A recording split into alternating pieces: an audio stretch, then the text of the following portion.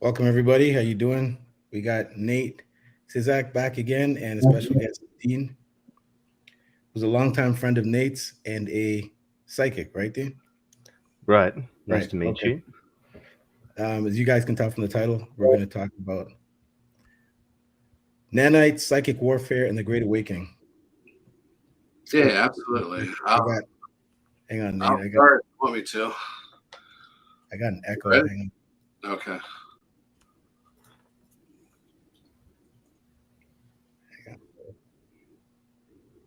Hang on, Nate. One of these tabs are playing. We need to get a tech guy in here. Okay, we're good. All right, Nate, go ahead.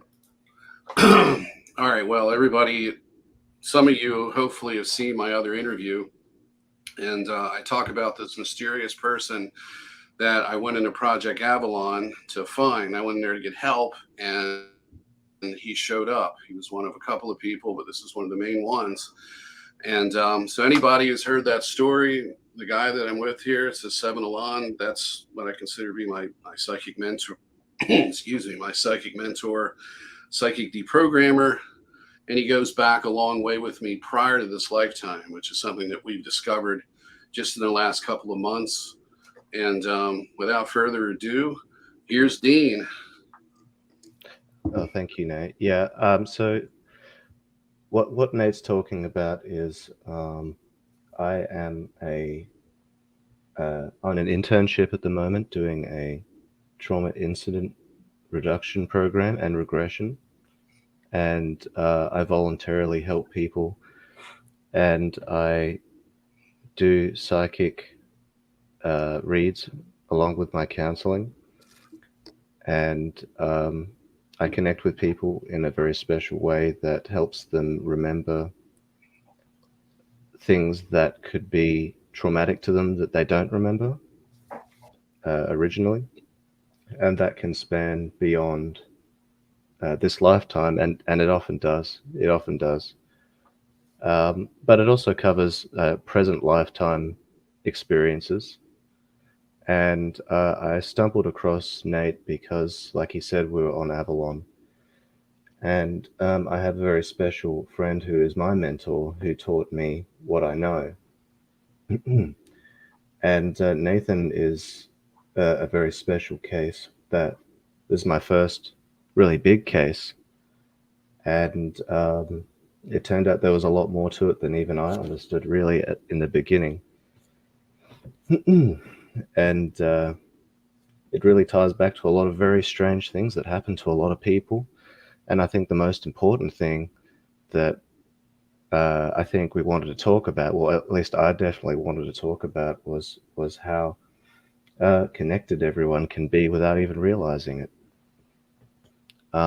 If you guys would like to interject at any point and have put any input in, that's completely fine. And Nate, yeah, I was gonna ask you, Dean, when did you start with the psychic? Like, how did you get involved with this? And was it something that started when you were a kid? Like, is it something that, you know what I mean? Like, a lot of these people, they're actually taken as children because they have these abilities, and they're taken into these like black programs and stuff like that. Were you like a child that found out about your abilities and then, you know, your parents kind of reared it in you, or is it something that you kind of held back until you felt comfortable enough to like come forward with what you're doing right now? I'm glad you actually asked all of that, because honestly, it's a mixture of all of that. And some of it I didn't understand myself or remember. And there are some things that my mother shared with me that she initially said was the opposite, for whatever reason that may be. For example, she used to tell me that I didn't talk to anyone because there was under the impression that I have autism, which I now realize I don't. And that's been proven through uh, the the therapy that I've done on myself and with other professionals, and they actually came to me and said, "Look, you need to check this out because you don't have this. We don't think you have this." Um, when they did extensive testing on me when I was very young and diagnosed me when I was 8. However, when I spoke to my mum some more in the later years, they didn't actually, what was revealed is they didn't actually know what was wrong with me, if there was anything wrong with me in the first place, per se. So there is a picture of me as a baby with a lot of strange energy going around me, I suppose you could say. I mean, some people might like to see that as a camera effect, Hmm. but I think a lot of us in this community now know the effects that that kind of energy has on pictures, on cameras, when you know, like orbs and things like that. Yeah. And when you see a white spiral going around you, it's very strange looking. It's not something that I think can be easily dismissed, and it's not even about me. It's about actually other people who have experienced that too, and they're probably very confused. And it's like this person that Nathan and yourself spoke with, Arkin. He is very confused and dismissive about his own experiences, and it Right. caused him a lot of pain and blockage. And that's what I ended up helping Nathan with. Um, but yeah, so the when my mother was saying that I didn't talk, she revealed to me later that that was the complete opposite, and that too, apparently at 2, I could talk, I'd have a full conversation like this. And that was surprising to me. But then as I started remembering things more myself, um, yeah, that makes sense, because when I was young, I remember being 4 or 5, I always talked with everyone. I made friends with everyone. I made an effort to make friends with people that didn't want to be friends with me. Hmm. And my mother would say that I would ignore all the other kids and go after the person that didn't want to be my friend. But I remembered that wasn't true, because I remember these memories of having all these friends, and they would just follow me around. And I actually remember a, a friend of mine that would get all the other kids to line up because I would give them. I had these. I had these snacks called burger rings, and I would I would give them one each. They'd line up, and I'd give them one each. And so that was an interesting memory to have. Right. Um, You know, I was curious about um, how psychics can access people's past lives. I don't know if it's, I mean, Nate, let me know if it's something too personal, if you could take us through the process of, you know what I mean, how you can actually grab that. Because I contacted a lady that Nate contacted named Lada Leon, because I'm interested in recovering memories, because it's just like with this shit going on right now, with this world we're in right now, there's so much confusion. You don't know what to believe, and it's just getting even crazier, especially with the awakening happening. It's like there's more deception. I find the greater the awakening, the bigger the deception, the more deception there's. Like all the truth is mixed up with the lies. And so how does it that you go about like grabbing that type of information, and as far as like it being valid? um I don't know if you want to talk about Nate's personal experience. I don't know if Nate, you want to get into that, but maybe if you could just give like an example of how you go about doing that so people can get Absolutely, an understanding. absolutely, and I know exactly what you're talking about. The more you uncover at times, you start thinking you understand, but then there's more and more and more. And eventually, I got to a point where I realized that there was so much that there's just there's just such a deep interconnection with everybody. Even people you wouldn't think, people that think they have no relevance or significance. I think that's the very beauty of it. I think everybody has a significance, and the way I went about it, honestly, was um, a mixture of intuition and, well, my psychic ability. I have the ability to read a lot of things and feel a lot of things, and but I definitely use logic and no bias. I make an effort to use logic and no bias, and sometimes I slip up, but my intent is to do what's right, and definitely definitely have to look at things from a scientific and evident perspective and a logical perspective. And when you put all that together with intuition, you get a very complete picture that you can actually end up proving to anyone. Right. Um, and that is actually the process that I use with Nathan, Okay.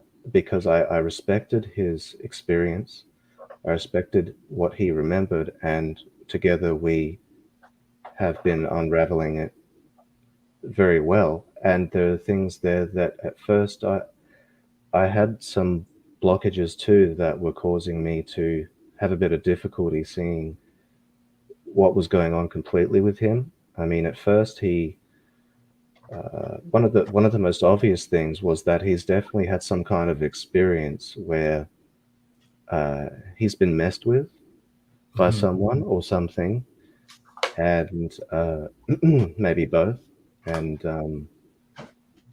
And there's definitely some programming there to what I would call Orion programming, where like Ryushin with his website, the orionlines.com, I think that's what it's called. But he managed to identify something very important that I think a lot of people relate to and can logically see as well, that the Orion star system may actually be potentially quite negative and quite involved in a lot of the negative, if it involved in this Earth. I understand. Um, hmm. Yeah, I always thought that too. Oh yeah, for sure. Like Nate, you want to interject and add to? Well, I just been sitting here soaking all of this in. I've been trying to get him to do a podcast with me. Got close to a year now, so I'm smiling inside while I'm just sitting here stoic, just kind of taking it all in. So thanks, Dean, for joining me, and thanks, Shawn, for having us. This is our first one together, so I'm really happy about that, despite all the soreness. And I'm sitting here with an ice pack on my feet, actually, but it doesn't seem to matter anymore. Um, what I wanted to bring up with him is that he's different from me significantly in one particular way, and that you're familiar with what I talk about with Project Ibis and how they kidnap people, basically hijack, abduct them. They put you in the programs and so forth. They can make you into a social media influencer, but you're a MyLab nonetheless, and you're in these programs. And he was someone that came here just like I did, but the difference is that he was able to mask himself, so his energy signature was hidden. And yeah, that's what I'd like him to talk a little bit about, because it's an anomaly when you listen to all of us talk. If you listen to all these podcasts and you put them all together, it seems like they kind of get every one of us that come in here, but they don't. There's multi tiers or multi layers of us, or multiple categories of us. You have those that come in who volunteer to come here, knowing full well they're going to come here as a whole being, and their energy signature is going to set off the AI system, and they're going to immediately be flagged when they get to a certain age, usually 6 or 7. That's when the Greys and the ETs intervene on behalf of the military industrial complex, which is multifaceted. It's a lot of different countries involved, and then they abduct you. They take a clone of you, and then they put you into the programs, and then they control you, because it's a matter of preserving the continuity of a world government that they're attempting to create out of the ashes of the old. So, but he's like I said, he's the anomaly. So I'd like him to talk a little bit about that, because that's what always intrigued me. Because for the longest time, I had a hard time wrapping my head around it, thinking, okay, he's probably in the programs just like I am, because he's targeted just like me, but just slightly different. But it's pretty much the same thing. So, we're going to get into that as well. There's a lot to talk about there. So, Yeah. anyway, why don't you elaborate a little bit about how you came into the system, essentially why you're here, but how you're able to be, completely masked until you said 2016, which is when you were activated. And then from then it was just, the hellfire came for you. So Hold wish on, sorry, what? just before you answer, Dean, being what Nate just said and the connection to all these, I know I'm kind of like going to something, but it just triggered something about all the kids missing and the sick underground torturing and everything like that. How much is this connected, if you know, Dean or Nate, is this connected to, the whole Hollywood pedophilia ring and like using the children and whatnot? Because a lot of it is kids being taken, like Nate's even said it, from the time when kids are small, they're taken and they're fracturing. So is that part of, I don't want to go too far into that. I just kind of, it just seems like there's some type of connection between this and that, because it's definitely something that's not worldly. It seems to be something that's otherworldly because it's been going on for so long. So this is deep rooted. Yeah, absolutely. I fully agree. Yeah, and that is connected to what I believe to be the Orion Okay. lines stuff with Roshan, and that is, yeah. Well, Roshan has presented the information that um, implies quite heavily that there's adrenochrome harvesting going on with not just people doing it, but other beings that are perhaps even that humans are learning how to do this from them, and that does tie back to a lot of the Hollywood stuff, and the not just Hollywood, but like it's everywhere. It's everywhere. I live in a small city, and the city is called Adelaide, and it's known as the city of churches.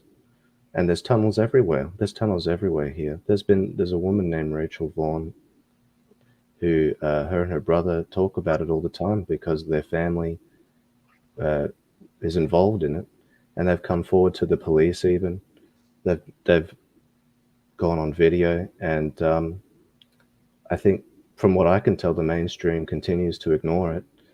But she can even show you where they are by the looks of it. And I've talked to other people about this, and there's tunnels. They've pointed out where other tunnels are, and so the the thing behind the children, um, it's really horrifying. It's horrible. It's absolutely the worst thing that I could probably imagine. Um, just the constant torture of children because, well, for starters, they're innocent. It's an energetic thing. They're more innocent. They're less developed. They also have. I don't know if you've heard about this about children not being as susceptible to COVID and things like that. Like they Yes. can fight it off better. I mean, they just want their genetic. Right. Sorry, the words are escaping me at the moment, but they just want their youth. They want their youth and the strength that comes with it.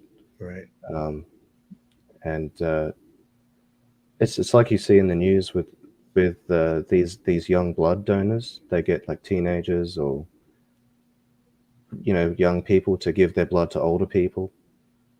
Uh, yeah, very very much all connected. Absolutely, and that's what was involved with Nathan's programming, where these whoever is doing this, they have programmed certain people to believe that they are in allegiance or something with a certain faction that has been perceived to be good when it's actually probably very bad. Well, I say probably because, I want to consider everybody's information, but Right. yeah, it's looking pretty bad for the Orion constellation at the moment, especially when you observe what I think Roshan also pointed out was that in the Space Force logo, there's no Orion constellation, um, whereas in the NASA one there is. So that's very interesting to observe. considering who started the Space Force. Exactly. I ain't saying nothing on that.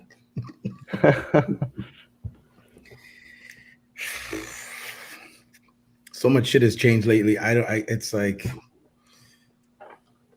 honestly, it's beyond me to see how deep this rabbit hole goes. Just when you think you're starting to get some answers and some leeway, all of a sudden it's just like shit. The carpet gets pulled out from under you, and it's like it's mind blowing to me, because I like, this is why I do this, is because I want to hear everyone's experience, because I feel like that's the only way that I'm going to get some type of clarification on this, is to put these puzzle pieces together, because I don't know everything. And when I think I know it, getting to know more, I find out I know less. And the more I think I know it, the less I know. The more I think I know, the less I know. Like you guys coming on here today is going to put another puzzle piece together, so it's like, even the guys who are lying, there's things to be taken from it, because they're usually using Absolutely. truth, right? They're usually using truth to confuse people, to pull them in even deeper, to bring some Hmm. fire, right? So That's it's really important to know. Yes, that's 100% correct. Yeah. yeah. So Yeah, but I have I some know. Sorry, go ahead, Nate. No, go ahead, bro. what he was talking about finding the fountain of youth by basically getting a blood transfusion. There's these fibrous appendages on cells. Telomeres is what they're called, and the more telomeres you have, the more vitality you have, and as you age, you lose telomeres. So by giving yourself a transfusion, especially with infant blood or something from a child, you're going to get those telomeres back, so it staves off aging. Now, if you think about it, what do we hear in like mythology with vampires? Vampires obtain eternal youth by drinking the victim's blood. So it's clear and obvious that this has happened before, and we've been under a Draco ET reptilian occupation this whole time. So this is probably and has to be a type of a cyclic occurrence. So in the past, this was going on before, and there's been always any of these witchcraft rituals, the Satanism, the ancient rites, they always involved some sort of human sacrifice, but they always involved using blood. So that's something I wanted to mention too. And so there's definitely a connection there. So we're just kind of repeating something like we've repeated things before. We have cyclic, we have these every so often 6, 7,000, 1,000 years. They wipe the whole civilization out and they reboot the planet.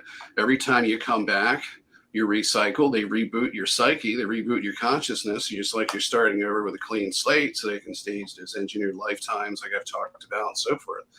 But anyway, yeah, I don't want to get too off track here, but I want to get back, to what I asked. Well, the question I was asking, for Dean to answer was about how he came in here and so forth. So unless you got something else you want to add, Shawn. No. I want to get to the whole. Sure. So, so the experience that I had when I was 30, well, I had a dream. Well, it wasn't a dream. I was asleep and I was taken out of my body, and there were some very special friends that showed me some very special things. Some people call it like a DMT trip, based on what I've noticed their experiences are, but I've never used DMT ever.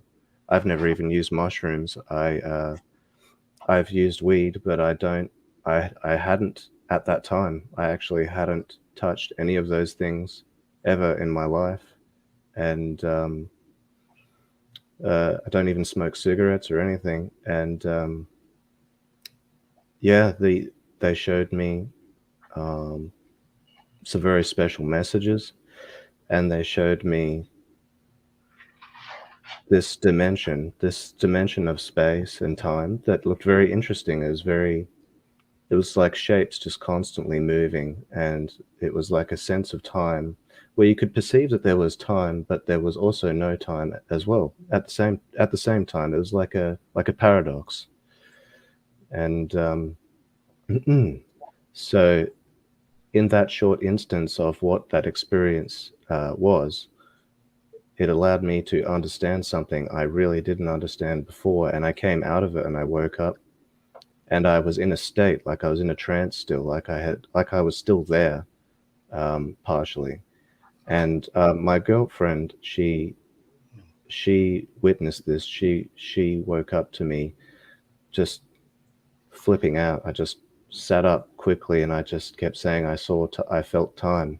I felt time. I kept saying that over and over. I saw time. And that is where it all started. And then it happened again a second time. And then it didn't ever since. What was interesting was the second time that it happened, it was just I saw this space again with all the shapes moving just all together in a perfect flow with all colors just going everywhere between the lines that created the shapes were just the lines themselves, the colors just kept moving like a rainbow, just kept fluctuating. And there's triangles, squares, everything just all connecting to each other and changing constantly. And but the first time was the only time that I spoke to the friends that I guess I will call them.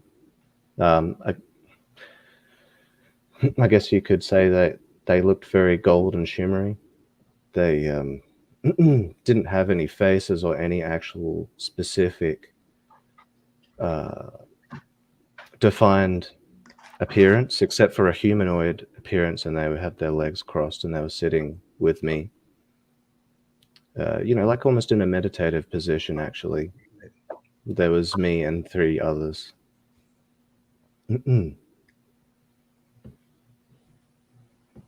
So yeah, that was that experience, and from there I actually went to Avalon. I started realizing there was something very strange going on, and that's where I met my mentor, who actually just picked me out. I didn't even approach her. It was just somebody that I wanted to help in a bad situation, and she picked me out of nowhere, and I didn't even understand what was going on really at the time. But as more and more time passed, it quickly became pretty clear. And what started occurring was that these memories started coming back, and I realized that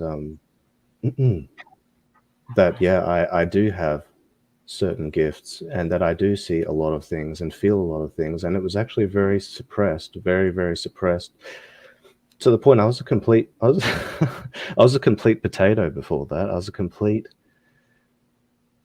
even a haze over my eyes completely. There's a picture I constantly look back at where I was just on these medications that they used to actually dumb people down. I don't want to dismiss anybody's experience where they've had help from these medications, because if it's helping them, it's helping them, and I can't judge that. But I truly believe that these antidepressant type medications are designed to keep you suppressed and just at a surface level conscious. So you respond to submissive programming, subliminal programming, without thinking for yourself and just following it around. But this picture of me, I was very bloated, very, very unhealthy looking. No disrespect to anyone else's appearance. I just know for a fact the way I looked, for me, there was just something really wrong. And it was just in my eyes as well, in my eyes. And that's all gone now. I completely got off all of that stuff. And I was told I had to stay on those because I would never be normal if I didn't. And the truth is, as I remembered, as I came off all these meds, my memories started coming back of my childhood and other things that I had forgotten, even throughout my relationship with my partner. And I realized that I was normal to begin with. So I was maybe a little unique in my own sense, but who's to really tell anyone what normal is to them? Right. I don't think any of the three of us are normal. What do you? I mean, normal in a cosmic, perspective. You use that as a measuring stick, but abnormal within a simulation. So we're not the typical NPC Joe Sixpacks. Right. So, I've never been normal. I pride myself on not being normal. I think that's what got me to this point is not being normal. Because from the time I was a kid, I questioned it. I knew there was, from the time I was a kid, I knew there was something wrong. And it was almost like I was a lone wolf because I purposely wanted to find people that thought like me, and it caused me to be the complete black sheep. Just not even in my family, but everybody. Like for the most of my life, I really had like very small group of friends. And it's only really been recently in the past maybe 10 years that I've actually come across people that I would consider like what you consider soul families, like ones who really understand. And when they speak about things, you don't really want to talk about it with anybody else because you see they're going to think you're crazy, right? Yeah. So you end up formulating these small groups, and you guys become very powerful because you find that when you're together and the things that you speak about, you look at your outside world, you're like, holy shit, did we actually change that? Like based on what we were doing? And you really start to see that. I mean, all ego aside, like it really is the primes that are really making this place stay afloat, because if we were the NPCs, this place would have sunk a long time ago, in my opinion. That's what I believe. So this kind of stuff that we're doing right now is in my opinion is essential. Not really being a movement, but being the movement that's moving through this time and space, right? So but anyways, I don't want to sidetrack. We got to talk about nanites and psychic warfare. Right. this is the beginning of all of Yeah, that. So, I know, the I know. awakening and how it actually starts. Yeah, So yeah. you're an outcast for a long time before the internet comes, and then people start to organize and you start to find each other. So, but anyway, what he was talking about earlier, how we're networked together like that.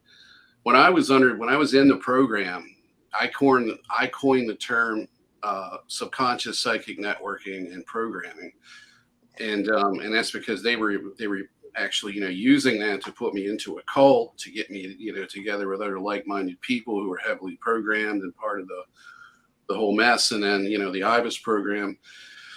But what we're doing now is something kind of more organic, but still very much structured, because a lot of the things that have happened just in the past few weeks between him and I have been I've actually been able to look back since we met and pick out a lot of things that have taken place that took place in for a reason that I didn't even know that it was that it was meant to be.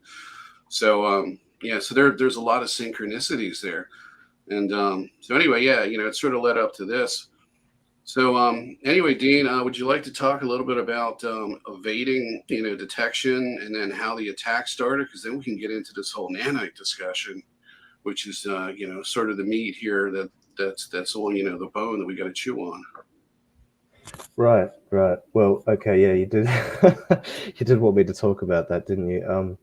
The stuff that Nathan's talking about is that I started to remember why I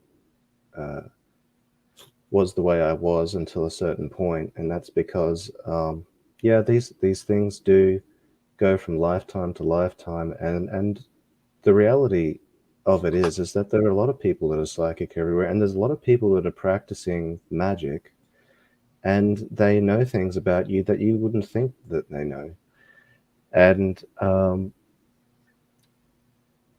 that can be a good thing and a very bad thing too. and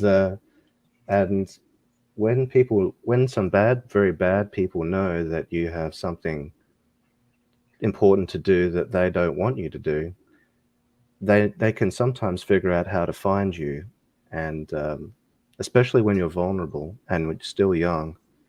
And that ties back to Nathan's experiences and a lot of other people's experiences where they're children and they're having these memories of being taken, and they don't know how. They don't even understand. They wake up one day and they had this dream of a helicopter, and they wake up and there's something in the back of their leg or something in their arm. And the reason why I was not able to understand what was going on with me was not actually because of the medications. Um, I still discovered all of this stuff while I was on those medications. I just realized how much they were suppressing me and how much they were keeping me from understanding even more. Um, but um, yeah, so my memories, they pretty much heavily imply that I was given some help to keep myself suppressed energetically, psychically, um, so that I could stay safe, really, stay safe until something could happen that gave everybody on our side an advantage. And then, lo and behold, as I start remembering, um, POTUS, Trump, he comes through and with his friends and starts paving the way for everybody, really. And then all these things start changing. I mean, it's been really rough and crazy stuff going on the last few years. A lot of people have, some people may have waned in faith, but everything that I see only makes mine stronger.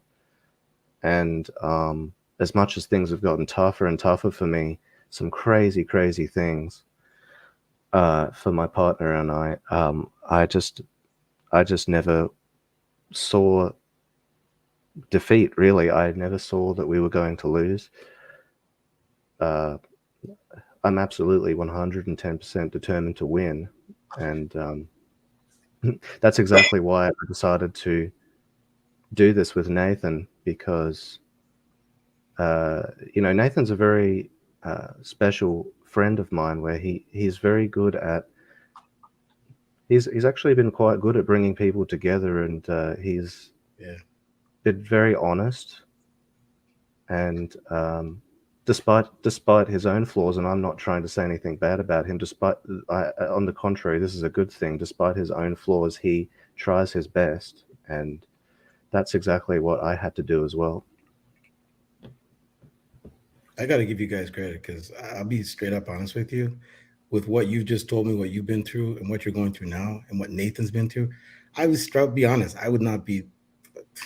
See, the warrior spirit in me, I would be I'd be an absolute fucking demon because I don't think I could. I'm not joking. I I think because of how I see the world and the injustices, and I see the good people are always the ones that are getting the short end of the stick, and it's just constantly, every time you think, oh, something's good's gonna happen, well, this person should be going to prison, and then you see the people that you care about are constantly being like bombarded with stuff. Like the past 2 3 weeks, I know I've been hit with energy weapons. It's probably because maybe we're going to do this podcast. I've been feeling like I've been getting a heart attack all the time. I've constantly Mm. had to cough it off. And I just never vein. I'm like, you guys, I will never stop. Like, I will go to my grave fighting this war, this mind war, whatever war it is that we've got to get to. But I mean, I can feel that I've been hit with a lot of energy weapons. Friends of mine have been telling me that they've been hit with a lot of energy weapons. And it's like this weird feeling of feeling like you're having a heart attack.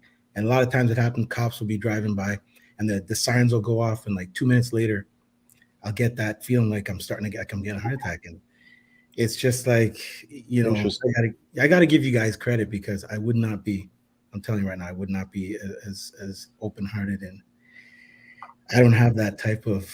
I know I, people think, "Oh, this guy's a nice guy." I know Shawn's nice, but no, I'm not. I'm not like I've doing martial arts and boxing at a young age was to curb my anger towards how I saw the world, and it's now that I'm a father and I've got children, I've kind of tapered it back. But that was just a sidebar on what you're. I that was. completely understand. I'm sorry, Dino. I just wanted to say something real quick. Mhm. I completely understand with that, and I was the same way when I was growing up. And in fact, yeah, I was out of control for a while. But what I realized was is these were basically the influence of altars that were still in me. And when you're connected with them, it's like having multiple personality disorder, but yet it's induced through technology, and it's not the same. There's actually another version of you, a piece of your soul, animating something, and that they're connected to you and they're influencing you, and they use that in these programs to influence the placeholder. So you see it all over this community, this erratic behavior. And when you get involved with these people, with me, it was just like there was like a big red flag on me that says stay away, because since 2008 up to about 2 years ago, I was trying to get people to pay attention and say, hey, this happened to me, but nobody would want to talk to me. But yeah, what you were saying, that happened to Arkeem. The last time we did a podcast, Arkeem talked about that, and he actually did a short on YouTube where he said he got hit. There was a police car involved in that, and you had one like that with there was a police car. We've got a friend named Sin who's connected to us, and she's been going through a similar issue with the heart. And of course, I've had my own problems. I had something where they were really trying to kill me, and so yeah, they are hitting us. They're ramping up the attacks. They're doing more damage because we're approaching is what Lauda would call the event horizon. There's a paradigm shift coming, and they're getting really desperate. I just got threatened again yesterday, so this is the third time they threatened to kill me. I had some kind of entity. He didn't show himself, but it was a male. It wasn't AI this time, like the last two. And, he basically, because I asked him, I said, because it's come to my attention that there's an excellent chance that I've got a nanite infestation in me. And this is what I want to talk about next, is that I asked this, I said, when did you infect me with this? And he said, you've always been infected. And I'm not going to take anything that they say as absolute truth, because they lie persistently. It's constant. But, what I'm thinking is that when they abduct you, they put the nanites into you, because that's like a way of keeping you under control, because they're going to make you sick anyway. It really depends on what your alters are doing. If your alters are yes men and women in the program, then you're probably going to be okay. You may even get a privileged position in society if they can use you. It's only a one-way street here. They want to use you. So if you're of some use to them, either, politically or whatever, socially, whatever it is, they're going to use you if they can. But if you're a detriment to the program, like I was, and, somebody they couldn't control, then they put me in a situation where they're going to make me sick. So I'm thinking that these nanites, which probably, and I'm pretty sure, in the chemtrails, so they're getting everybody with it, but it's like putting a kill switch in each and every one of us. With those of us, the primes is what is like a term for the angelics. They would be the prime, target of this. So anyway, what I'm saying is that if they put a physical aspect, something tangible, something physical in you, which is these nanoparticles, and then they can use frequencies to activate them and then get them to assemble in certain ways, like a transformer, like a combining, transforming robot. It combines together to create something that's very harmful to you. It would make sense that they would implant these in you or infect you with it when they abducted you, and then they could act upon it with frequencies. Not just talking about frequencies from cell towers or satellites, but it seems to me what I've been dealing with is removing attachments, and attachments that cause physical tissue damage. So if they're causing tissue damage, maybe there's a physical component to this as well to make it really work good, because now you've got something in you that can be activated by a cell tower, by a satellite, and by a psychic energy attachment, which can be put on you by transdimensional AI. So that would explain why for the past year I cannot get my left ankle to heal, because now I saw them put an attachment on, and I laughed at them and told them to shove it. But at the same time, it's been absolutely terrible. It's now a physical disability. It's one more added to the list.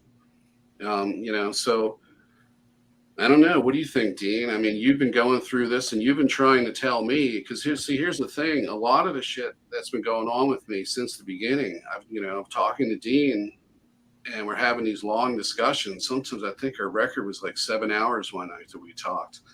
And what he does is he'll sense something in you, or sense something about you, just like, what Lauda did with me when I did the interview with her, is that, they'll sense something in you, and then they'll gradually well, in his case, I don't know how she works, but in his case, it was like they would coerce you and just kind of like gently nudge you to figure it out yourself. And then it's like you okay, now you have this eureka moment, the self-discovery moment. You come to this conclusion, and now we've got something that we can, connect with, and then we move on to the next thing. So that's kind of how, I mean, that's how he's worked with me. So what do you think, Dean? What's your opinion on this as far as, do you think they put it in you when they abduct you? And of course, with you, they didn't abduct you, luckily, thankfully, but they have many other ways to do it, which includes weaponized drones, insect drones, for example, which can be fully mechanized, or cybernate. I don't know if that's even a word, cybernated, basically turning it a cyborg. And then there's other ways too. You got the chemtrail. So, they basically, what it appears is they put a kill switch in everybody. And this is for future elimination of undesirables in society as they create their new world orders. What do you think, Dean? I guess this is the fun part to talk about. Absolutely. Well, what happened to me and my partner that we figured out, and this is why I say everyone's so important to come together and talk about these things, because, well, we didn't even know what was wrong with us at first. We got sick at the same time, at the exact same time, with the exact same symptoms, and our immune systems just started failing. And now he isn't talking about me. I'm sorry. Oh, that's okay. Yeah, I'm talking about my partner. Sorry, my girlfriend. Yeah, we started getting sick at the same time. We started noticing that the first thing we couldn't eat was eggs, and then it was broccoli and cauliflower, and then all this strange could not eat things. And we thought it was just histamines at first, but it turned out to be deeper than that. It was much more than histamines. We got it looked at by a naturopath, and the sulfur pathways are blocked too. And you see, what happened was what I experienced by listening to a man's channel named Gerald R. Clark, who does a lot of the Anunnaki stuff, and he's very, very, very accurate with his work, very accurate. And I can say that because I've looked at all the references that he uses, and Matthew LaCroix also does an excellent job of continuing that type of work. And but to stay on point, Krista came forward one day with a video after Gerald had passed from cancer. And I noticed he was looking sicker and sicker, and one day he wasn't there anymore. And so she's made this video about us coming forward about that he could be targeted, and that she felt that he was trying to tell her this, and she didn't take it fully on board. And he talked about how they can zap you with things and give you a tumor or whatever if you don't go along with what they want. And she also talked about how one day they were out, I think they were hiking from what I remember her saying, but what happened was that there was a drone that came by that was very unusual, a dragonfly, and sounded mechanical. And she was speculating if that could have been something that had made him sick. And so I tell my partner everything. I just include her in everything. She's very isolated and sick and alone, and she can't really talk to people just because of her illness. So I have to choose windows when to talk to her. And she just looked like she'd seen a ghost, and she just gasped because she has an eidetic memory. She's very gifted. She skipped a grade. She was put in the gifted class, and she stayed behind an extra grade when she didn't have to, just to study further.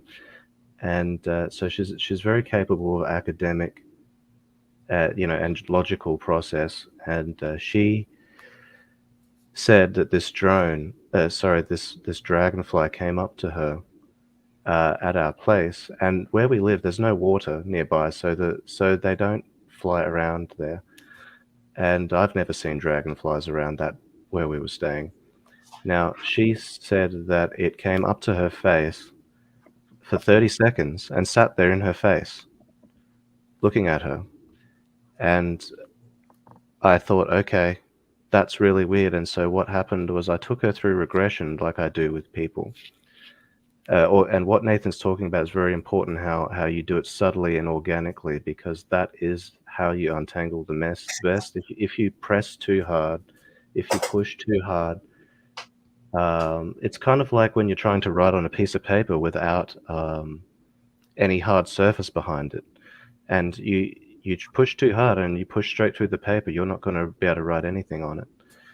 So we take her through this gently, and she realizes that she witnessed this around the same time I started talking to my mentor about some very deep things that we uncovered to do with my experience and experiences, and her experiences as well, because she's not in a good place, and that's why I won't be talking about her name. I mean, she still wants to be private. She's very unwell, and so I started doing some digging and some researching, and some very special people. Actually, one of them is an admin for an Aikun dig room that helped me find some information that these drones are very real, and not only are they real, they can utilize them a lot easier than I thought. As in, they can make them as straight up robots, and they can navigate just like a bug perfectly and look like a bug, but they can also actually use the actual bugs and remote control them and put cybernetic technologies in them, just to remote control them. And that's what's in this video that I sent you through in an email, Shawn, that this friend of mine found, that they can just put something on a dragonfly and remote control it, and they can put an undercarriage in it, as I theorized, because I theorized a lot of this before I had any proof, that they could deliver some kind of bioweapon to you through a bug drone. And lo and behold, what I found out from this friend of mine's research, she was showing me that they have the capability of, they use dragonfly drones in suburban environments to navigate with agility, so they can do reconnaissance or just poison someone, and they can, and this guy says it in the video, he said they can either poison you quickly and kill you straight away, or they'll do it slow, really slow. And that's what's happened with us. We both got sick at the same time. Wow. I did not see the drone, but my memory was a bit bad back then, I admit. Maybe I'll remember it later. But this has definitely happened because I wrestled with it a lot. And like you, Shawn, I've been in an angry place sometimes. I've said things that I probably didn't mean to say to people. And I apologize to anyone that I've mistreated during all of this, because I'm not perfect either. Yeah. But it's pretty crazy, because what we later discovered was that we actually have an implant in our arms. We both, in our inner forearm, part way, like approximately in the middle of the inner forearm, there is a lump under our skin, and it keeps shrinking and growing. When we treat ourselves, it shrinks a bit, but then it comes back up and down, up and down. And my mentor also has this in her arm. Now, I admit, I do not have her permission to discuss that she has this in her arm, but I do apologize to her. I feel this is really important for everyone, and I'm not disclosing her name or her whereabouts or anything. She doesn't even live in the same country as me. So it's pretty serious. It's pretty serious. We develop symptoms of AIDS, and we also now have colorectal polyps, both of us, both my partner and I, that are coming out because we're naturally treating it. They just come out, and we both can't go to the toilet. And I also have another close friend of mine in California who has been targeted, I believe, in a similar way, because she also cannot go to the toilet the same way as us and got cancer. And I just believe that we have not. I don't even know if we have cancer, to be honest, because you can get cancer without tumors. And polyps, colorectal polyps, and polyps in the small intestine are considered pre-cancer organisms, and we're just doing our best to treat it with everything. We take so much stuff. Yeah. Dean, have you heard of a lady, Renetta Jones? Have you heard of her before? That does ring a bell, but I I've had don't. I've had her on here a few times. What you're talking about, like, Are you she's like, here in the chat tonight? I thought I huh? saw. I thought I saw her name in the chat. Oh, I put her name in there when you guys started talking about nanites because Okay, yeah, because she, she was here last time I was here. I think she was in the yeah, she chat. was, yeah, she was. Yeah. But Dean, she had missing time when she was about 12 or 13. Mm, She woke up 4 days later on her bed in a pool of blood. Um, Her parents didn't know where she was. Like, she didn't know where she was. And then as time progressed, she realized that this technology had been implanted in her body. Some of it was along, she's got some of it here, some of it is on her hip, and they actually implanted some of this technology in her vagina. And the reason why she knows this is because she's gone and done ultrasounds. She's tried to have that technology zapped. And when she did, it shut down the grid. I think she said it was in Arizona at that time. Even the guy who was doing it, which was a high level scientist, said, I don't know what you've got inside of you, but it is so powerful. And it literally burnt her skin. He goes, you mm, cannot shut this off. So when she tried to do it, she literally has marks on her skin in the shape of, and it almost looks like countries. Like when you look at the burns that she's had in each part where she tried to deactivate this technology in her body. So it's almost like with you, it's almost like on a different scale. But I mean, I just had to sidebar that because what you're talking about is just so in line with uh with what's going on with Renata, and she's been they've just destroyed her life. Like, she hasn't been able to get a job her entire life. She's been running. You got to hear her story. It's crazy. She actually um, she invented the iPod and the Kindle, and they stole that both from her, and then tried to kill her by leading her away to London. And but this is just to show you how devious and nefarious these people are when you know and it's all because she just didn't want to do what they wanted her to do, which is to marry into their sick ass, their families, like the royal families, because mm. what they wanted to do is to have her. And she had a vision like you did when she was younger, and she was told never have children, and now she understands why she's to never have children. But anyways, continue with your story. I just No, wanted that's okay. That's fascinating. Thank you for sharing, to, because as you continue to talk about it, I do remember now. I think Nate actually showed me a video of hers. Is that correct, Nate? I think I might have. I'm not sure. I probably had because that was she came on right around the time I started coming on this show. So Yeah. I probably did. I know. I think I shared it in the Planetary Consciousness Project forum as well. Mm. So you can see it there. Right. And yeah, something I'd like to point out too, before I forget about this subject with the dragonfly drones, to anybody that's experienced something like this, if you see something like this happening to you, but you don't, you go, oh, it didn't spray anything at me. Maybe it wasn't that. Maybe it's just my imagination. Well, when these drones can do this, well, there's a movie called Gamer with Michael C. Hall in it, and he's the bad guy at the end, and he talks to Gerard Butler about the nanites that he has inside everyone that he can control them with, and they don't have a clue because they are he dusts some talcum powder in front of Gerard Butler's face and says they're 100 times finer than talcum powder, invisible to the human eye. So they can potentially spray and disperse them if that is indeed the scientific, um, if that is true scientifically, then you wouldn't be able to see them. Yeah. So it would just look like something's in front of your face just hovering, and that's perfect for people that want to discreetly poison you because you have no idea what's happening. Mm. Hey, here's something I wanted to add to that. When he was describing what happened to Krista Clark when she saw the dragonfly drone, if you think about it, why didn't she get poisoned as well? Because it was her husband that got it, which because he was the target. It's because once it's infected you, it's inert until it's activated.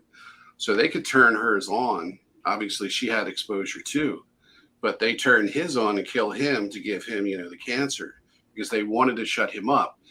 And I did a video about because right after she published her video, she talked about the dragonfly, and I knew because we had already talked about it prior to her doing her video that he was targeted, and we talked about the reasons why. That was a private discussion, but it became more and more obvious because I was never somebody that paid attention to Gerald Clark. So I'd hear his name, but I didn't really look into it. The Anunnaki thing, the whole subject kind of soured for me after going into that Joy of Satan cult. Well, that was like the big storyline.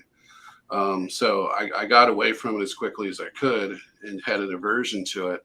So every time I heard the Anunnaki, I'm thinking, oh, that's, you can't look at ancient stuff and associate it with what's going on now because you're going to get your whole view skewed, which isn't 100% accurate. It's true to some degree, but you have to know what you're looking at. But yeah, so she wasn't sick and, he was. And the reason is simply because he was connecting the Anunnaki or the ETs, the negative extraterrestrials in this case is what he was referring to, connecting them to this new world order. And if you think about it, the Anunnaki story has been utilized as a recruitment tool in what I call virtual temple complexes. It was done with the Joy of Satan, which is a cult basically run by the U.S. government, despite what the cultists themselves think. It's also involved, it involves a negative ET presence, and they use the same technology to create all of these special effects and these psychic things that happen to people that are in the cults, the same exact technology that they used in Egypt and Samaria and every other place you see megalithic structures. So anyway, yeah, they can infect you and essentially turn it on and off. And so anyway, I just wanted to point that out. And of course, the reason why is because they don't want people connecting the dots. And just one last point I wanted to make. Before we did this show tonight, I got a notice on my phone, Redacted, which is independent, news group. It's a husband and wife who used to be in the mainstream media here. They moved to Portugal, and now they kind of do this independent thing where they expose the media, expose the corruption. They've got Dr. Michael Salla on there just a little while ago. And if anybody knows Dr. Michael Salla, he's pushing Alina Denon. He's pushing a lot of people that are part of this Project Ibis thing. So what you're seeing is in the media, you're seeing them going after these so-called mainstreamers in the UFO community that have been leading us astray and creating this entire delusion under this Project Ibis umbrella, which is the false awakening, the false source consciousness, and this false disclosure narrative that makes the extraterrestrials look good.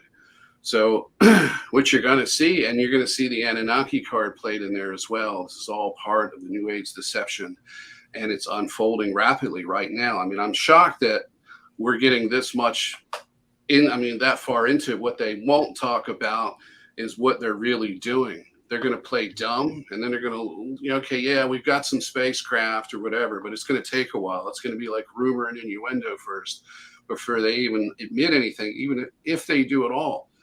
But it's all designed to get people to be aware of it and then to see the extraterrestrials in a positive light, when the ones that are in control are the evil negative ones that have been, and they're controlled by a demonic hierarchy.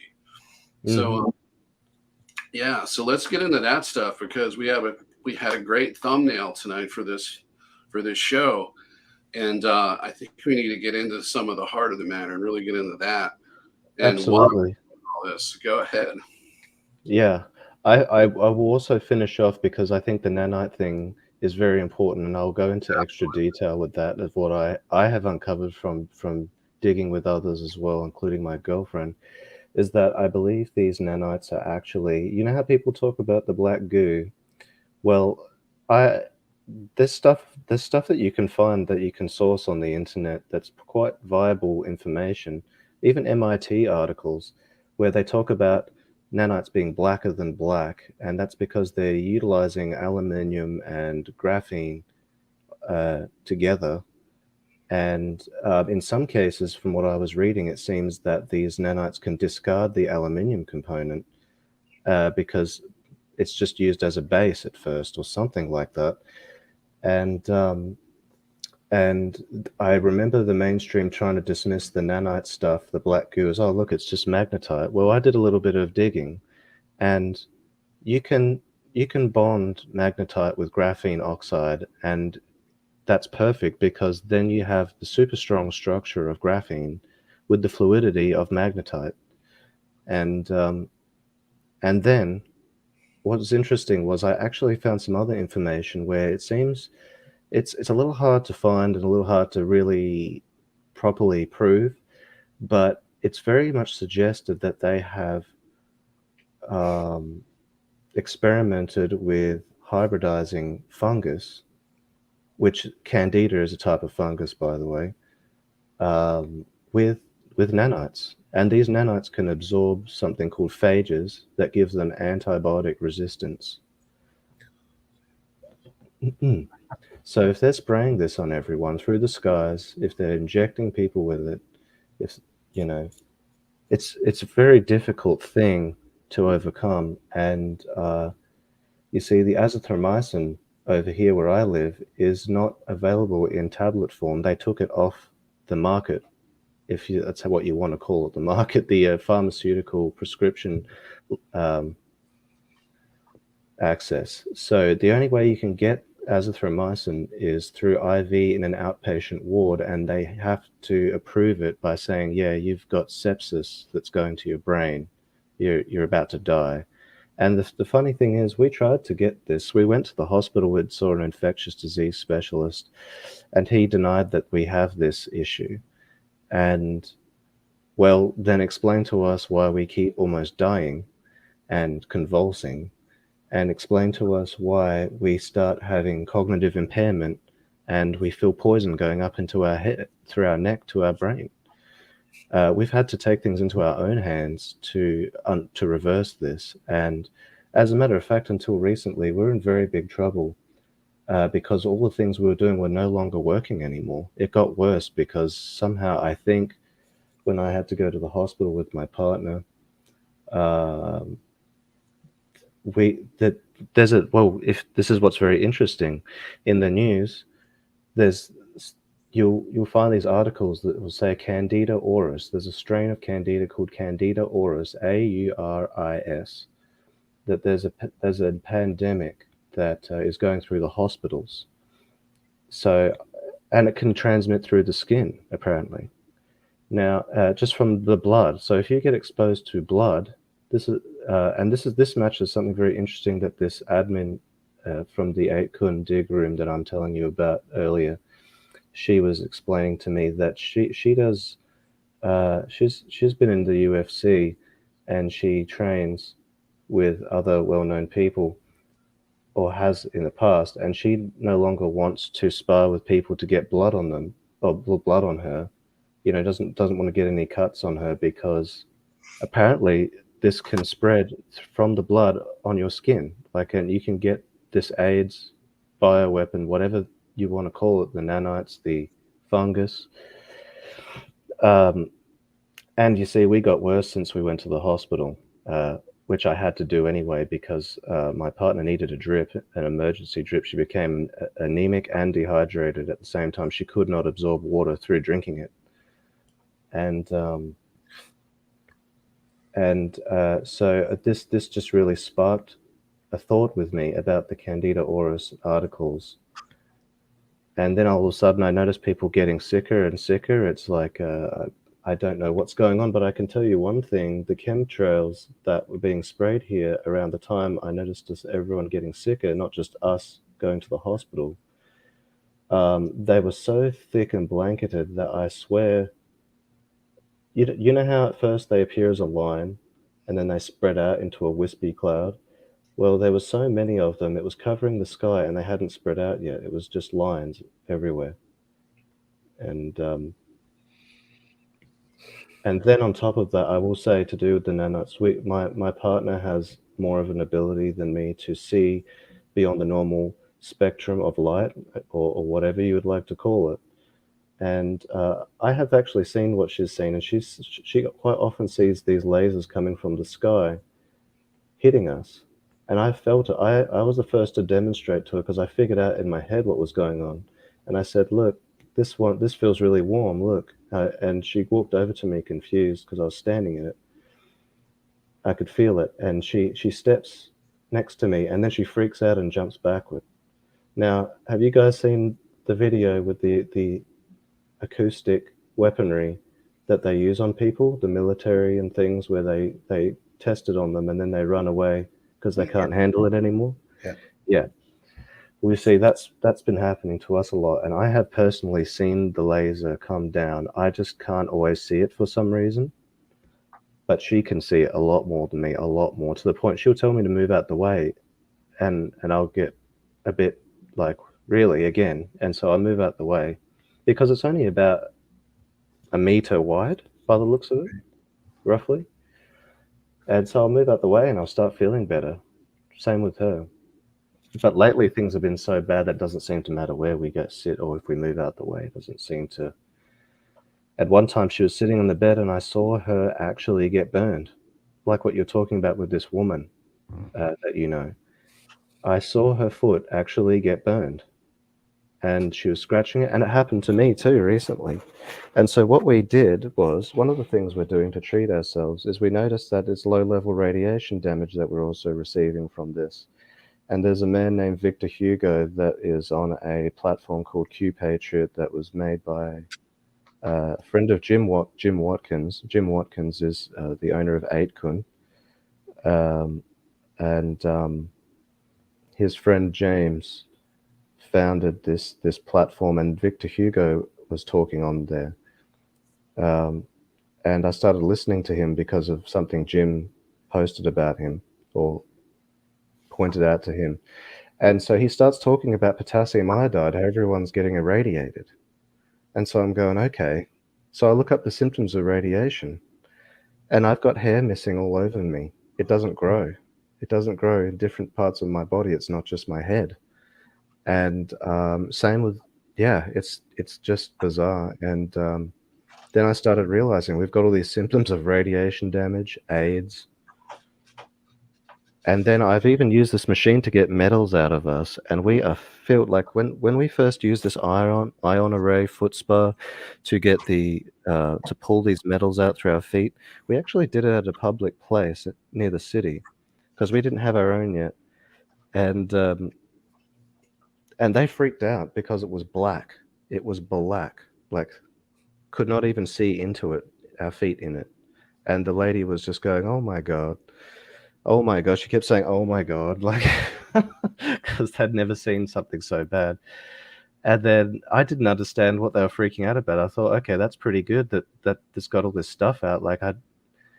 So I realized that they hadn't seen it this bad before, and so we've been doing it at home, and we've actually got pictures now that I can even send you at some point, where there's little metal particles that I think because of the positive and negative ions, because you can feel the magnetism when you touch somebody that's using the machine. They have like a magnetic feeling to them, like a pulse going through them, and it's pulling this stuff out. And these metals, yeah, it's definitely metals. It's like the stuff that you see when people do these bentonite clay and borax baths, and you see these little bits that they're trying to show you. We have stuff like that coming out, and I put one on my finger, and then I go, okay, let's see what happens when I rub my finger against it. It disintegrates into these tiny little particles, and it looks just like you're just rubbing dirt or something against your fingers. I just want to pose a question to you two guys, because it's about the Great Awakening. Because okay, we all know that this is obviously a kill program. Like eventually they want to kill us off. I don't know why they just don't all eradicate us immediately. But I have a question as to what may be the reason. Now we're talking about nanites. We're talking about voice to skull technology. Gang stalking. Do you guys think there's a probability that the reason why they're not just killing us off immediately is because the whole wearing us down with all this metals has to do with when we do die, it in turns does not give us the ability to so-called ascend? Because when you think about it, if you're tortured and your whole life is just, at least this is what they think, because our bodies are not going to be the same. By the time this whole process is done, we're already downgraded to begin with everything that's inside of us, with the metals and everything. And, we're being bombarded with, like I said, voice to skull technology, gang stalking, everything's happened to you and Nate, it's breaking down your whole digestive system. People can't remember, short-term memory for me is like, it's crazy. I think about something 2 seconds later, I can't remember what it is I'm supposed to get up to go do. So we're at Yeah. that point right now. You know what I'm saying? Like our cognitive abilities are so stripped that when we do die, and this reincarnation loop that they already have here, it's even worse because we won't even know. It's like when you leave, you're not even going to have the ability to know and forget that you're spirit, because when you think about consciousness, it's like you understanding that you are spirit. No matter what, that can't change your spirit, but the awareness of it in this place we're in is going to cause us to even be coming back in with possibly the ability not even knowing that we are. Can you imagine not having a memory that you don't remember, period, like knowing that there's no memory at all, like there's not even the facet of memory. So you come Right. back into this place without even knowing that there is memory. There's not even a facet to remember. So, and it seems like they've got bodies waiting for us to incarnate into, because look at the whole process, right? What they're doing right now with the transhumanism and transgender and everything. They're trying to do a genderless, it's like they're trying to do a genderless world where there's no male nor female. So when we come back into these bodies that I don't know if they've got these maybe clone farms waiting, that when we loop in, we don't have a choice but to go back into these bodies. Like, what do you guys think the whole thing is? Why didn't they just kill us off? Because it doesn't make any sense to me why they just haven't pull the kill switch, right? I can suggest a theory behind that. That yeah, well, it's all about well, the defiance of God, and not just that they want the ultimate cattle, and the ultimate cattle to them would be something that they could just keep continuously to serve them physically, and to keep us in a state of a lesser conscious state, so that we cannot connect spiritually to each other or anything or God. And I think that is perfect for them to harvest what people would call loosh, your energy, Right. uh, because a lot, like Nathan said, that it's a satanic hierarchy where at the top they're getting all the energy of people that are suffering and committing themselves through idolatry and worship.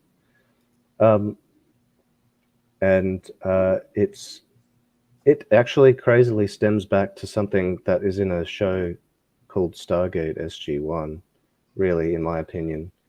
Because if people want to talk about ascended beings, I actually believe that there's a bad version of that as well.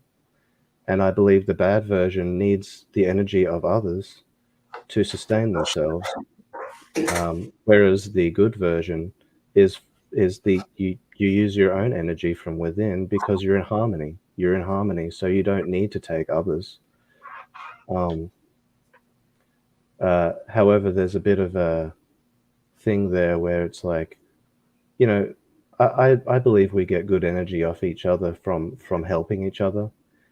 But yeah, these the degenerate version, they they want to take others' energy without giving anything Yeah.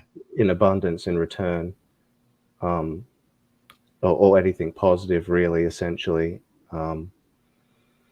And yeah, so if you were to be able to keep us in like a Borg-like state where we're part organic, part synthetic, where they can just control everything, um, yeah, they could just farm us, just like in the Matrix, just like in the Matrix movie where he wakes up and there's just pods everywhere. Yeah. Now, that's the G-rated version, in my opinion. Now, imagine if he woke up and they were all being tortured, actually, in the most horrific way, all around him. I think that's the more realistic version. Yeah. Yeah. What do you think, Nate? Well, I just had a spider on my microphone, so now I know who was crawling on me. I tried to get him, but he got away. So luckily, I'm over that phobia. I used to be scared to death of these things. I had this horrible arachnophobia problem. Anyway, yeah, it's I look at it, and I had this discussion with my higher self. This is like it's a type of coerced or forced consent. So if they can dumb us down and put us in a state of mind, or put everyone in a state of mind where where we simply can't help ourselves and we can't see patterns and we can't connect with God, essentially, I mean, that's like taking a computer offline, off the network. You know, if you had a cell phone, it couldn't connect. It's basically useless. So it's a way of forced consent. But you see, that's how they lose in the end, because you know they want everybody to go along with this, but they have to use deception in order for anyone to accept this. Unless you're crazy, you'd have to be mind controlled completely to accept this agenda. So this is how they lose, because they cannot win like this. Humanity hasn't given their consent to this. They've been lied to and dumbed down and brainwashed and programmed to go along with this. So that's how I see it, as far as what they're doing. And as far as the reincarnation stuff, I mean, what you were saying, that by the time you get to the point where you die, you're so discombobulated that you're not going to remember any of the things that you wanted to remember before you die. Like, you know, can I get out of the matrix? I don't think most people can. I think that, otherwise we can bring the system down ourselves, but it has to be done by help from the outside.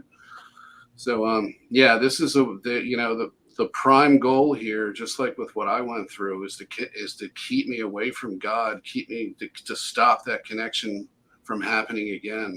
And that's what I see as a repetitive. I mean, it's a pattern through all of this, the whole satanic programming, and just keeping you away from God, or the concept of God. And then when you try to seek out God, of course, they have these barbaric programmed religions that, the big three religions. There's good stuff in it, but it's also a lot of bad stuff too. And it gives people a reason to turn away from it, because it isn't giving them the spirituality, the connection with a loving creator that they want. And, it's all part of the programming. This whole system from, beginning to end, I would say this is the end of it, has been designed to basically take away our consent, our free will. It's to take away our knowledge of ourself. It takes away our history. It's basically reducing us to heads of cattle. And, as far as what they want to do with the human container body form, is they want to get rid of it. When I talked to the Dracos at White Sands, and even the super soldier, and earlier, it's want everybody to know, I got to bring this up now, because we were going to open the show up with this. I had this experience back in 2022, where I was telepathically interrogated by a super soldier from White Sands. He referred to himself as a corporal. And this was the day before I burnt the cords off, because they were going to terminate me. They were going to kill my altar, which is the one they had left that looked just like me. Probably one in Arkeem knows, one of his altars know, because he looked directly at me. Now there's an energy signature that could be familiar. But with him, it seemed like that he was actually saw somebody that looked like me. It was in the programs. So anyway, yeah, I was interrogated by the super soldier, and he gave me an opportunity to ask him some questions, and he fully admitted they literally got all these people on board with this.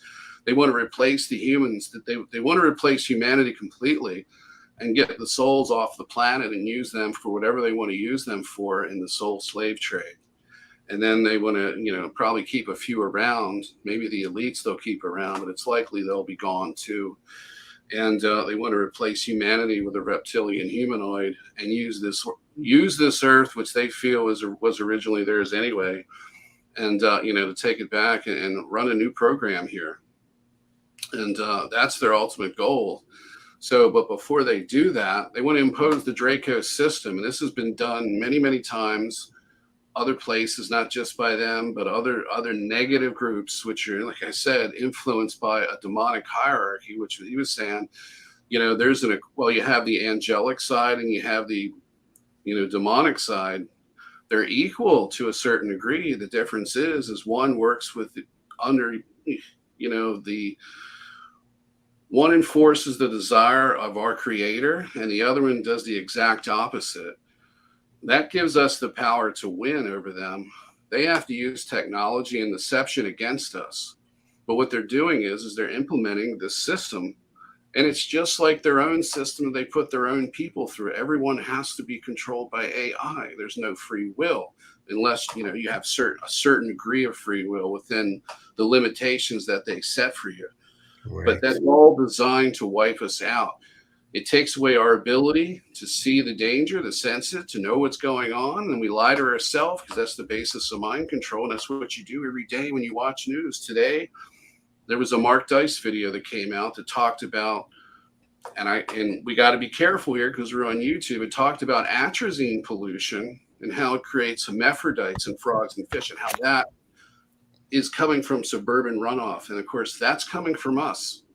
So we've got all of these problems with sperm counts, testosterone levels, and our endocrine systems are being destroyed because they want to. But you bring this up and you talk about it, they call you a bigot, you know, because we need gay frogs and fish.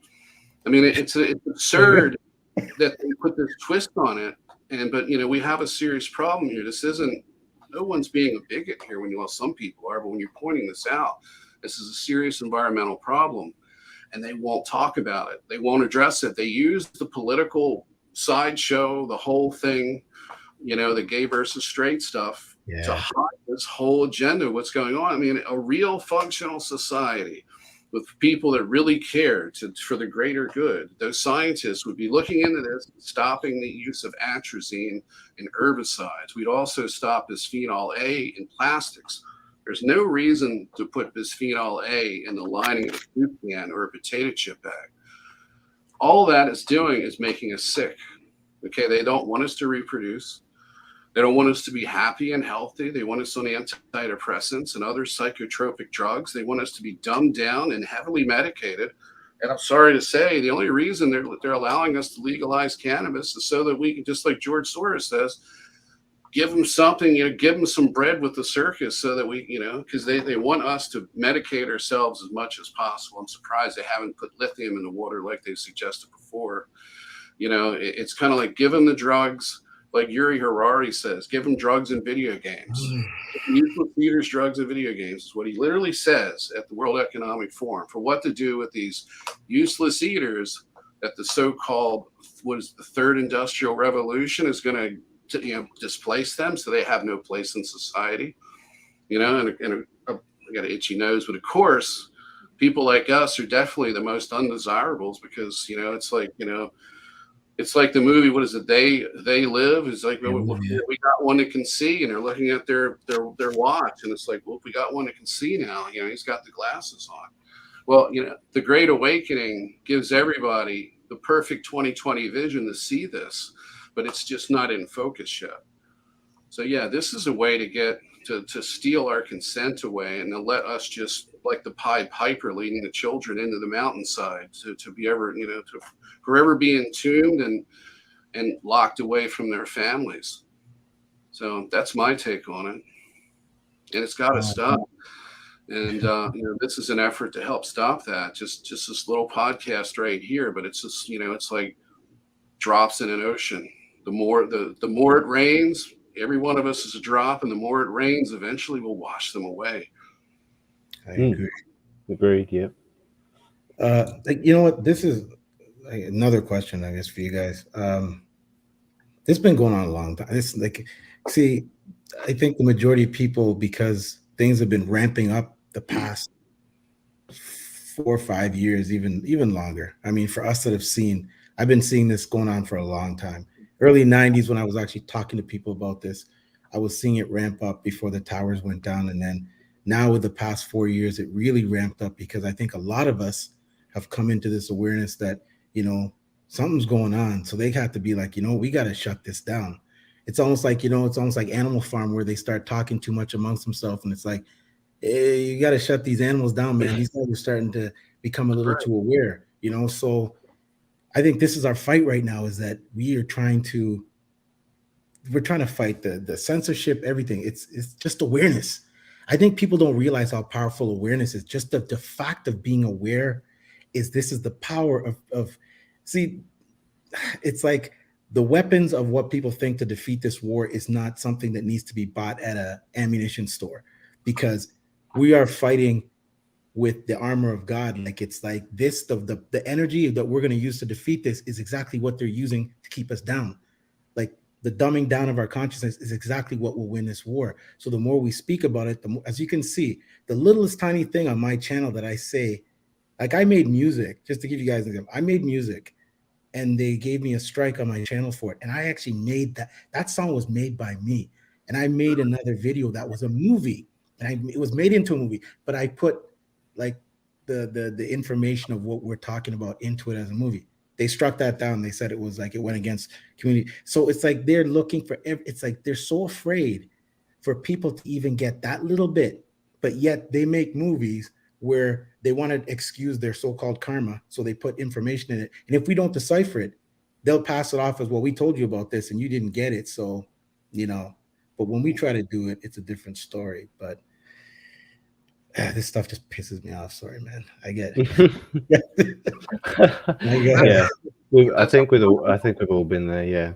Yeah. Yeah. It's Hey, when they tell you what they're going to do to you and then they do it, it's not just predictive programming. There's I don't know if it's a karmic element there or something, but it's a philosophy within certain types of witchcraft or black magic. It's as if, okay, like, we'll tell you what we're going to do to you, and if you do nothing, you're giving consent to it, because it's not our fault that you're stupid. But it also gives them the ability to rub the people's face in it. So not only that, okay, we've dumbed them down to the point where we can kill them and humiliate them at the same time.